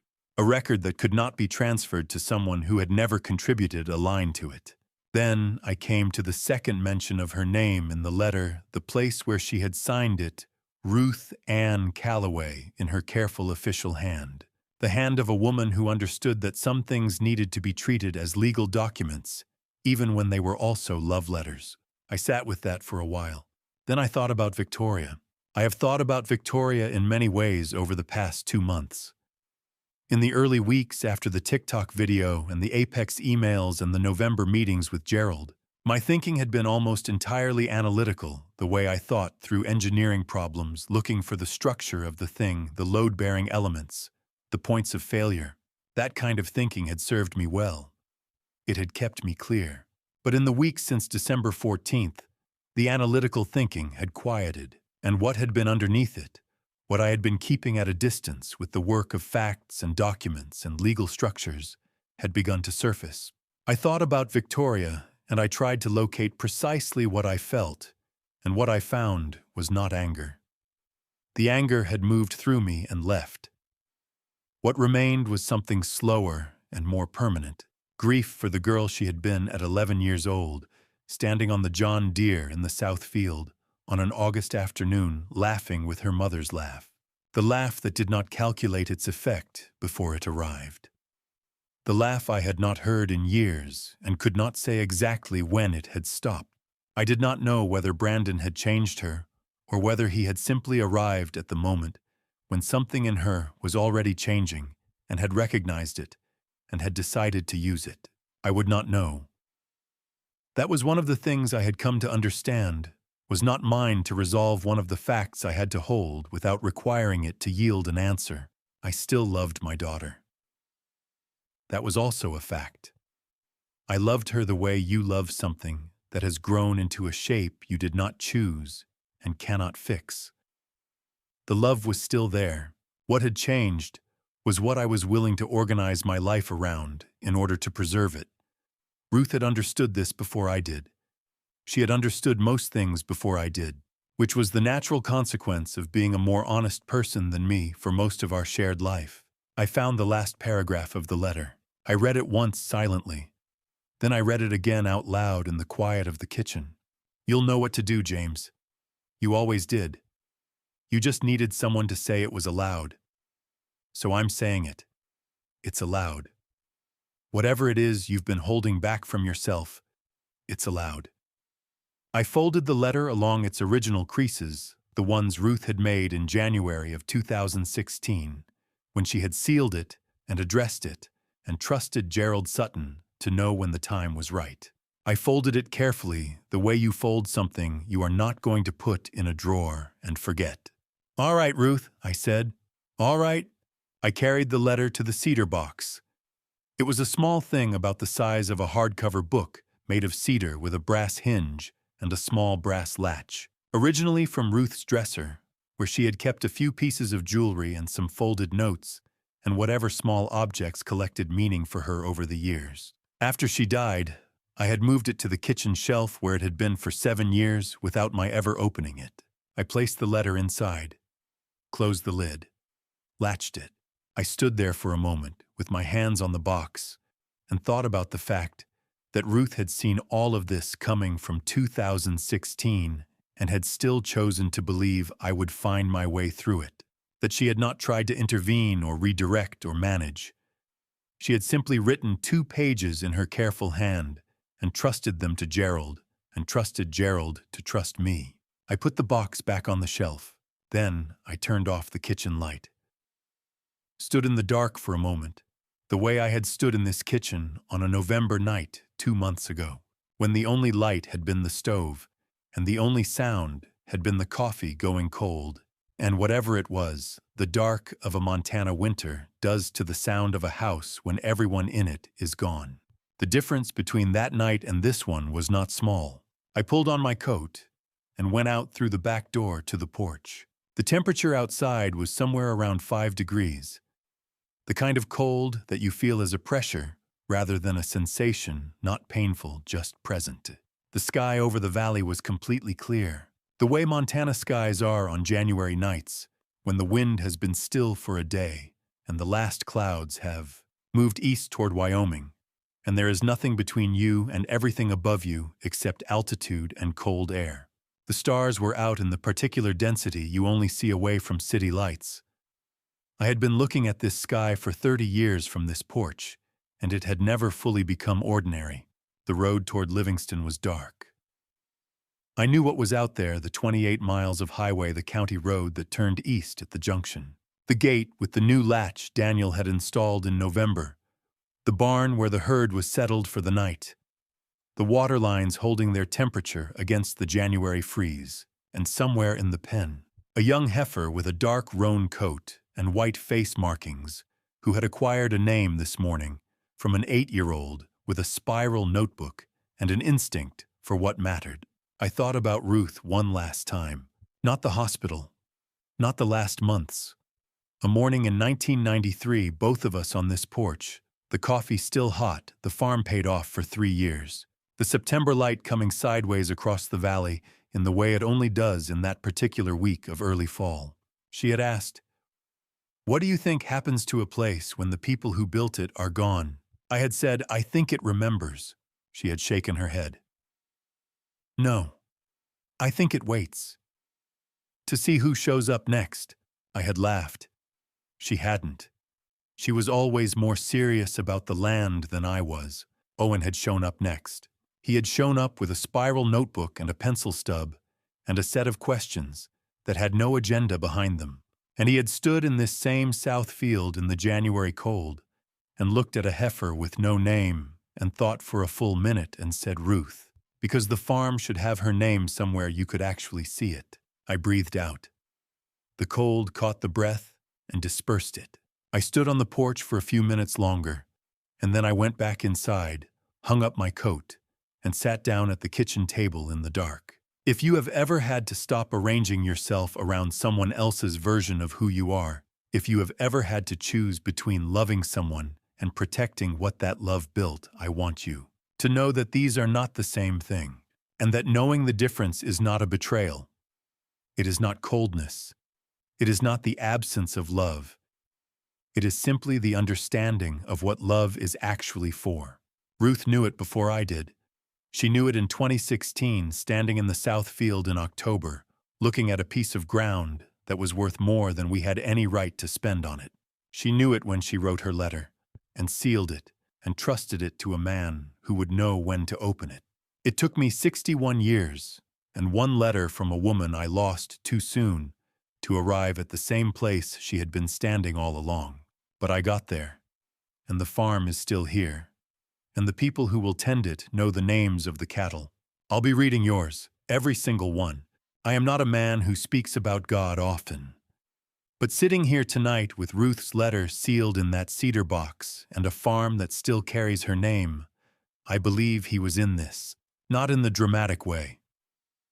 In the quiet way he sometimes works a letter, waiting 8 years in a filing cabinet, a boy with a spiral notebook, a nephew who showed up with fence posts no one asked him to bring. This is a family story I wish I had told myself sooner. Not to punish anyone, only so that someone might see themselves in it before they arrive where I arrived at 61, piecing together what had been taken in small, polite increments over 3 quiet years. So let me say, plainly, don't be like me. Don't wait for a late-night video to ask the questions you should have been asking all along. The people who genuinely love you will show you in what they do when no one is watching. Pay attention to that. Everything else is performance. These grandpa stories are never only about old men and farms. They are about what we protect, what we let go, and what we leave behind for the people who deserve it. Every family story carries this weight. And every grandpa story I have ever heard returns to the same question: who did you trust with the things that mattered most? If this family story found you at the right moment, leave a comment. Share it with someone who needs to hear it. And if these grandpa stories are the kind that stay with you, consider subscribing so you never miss the next one. Thank you for staying until the very end. It means more than I can say.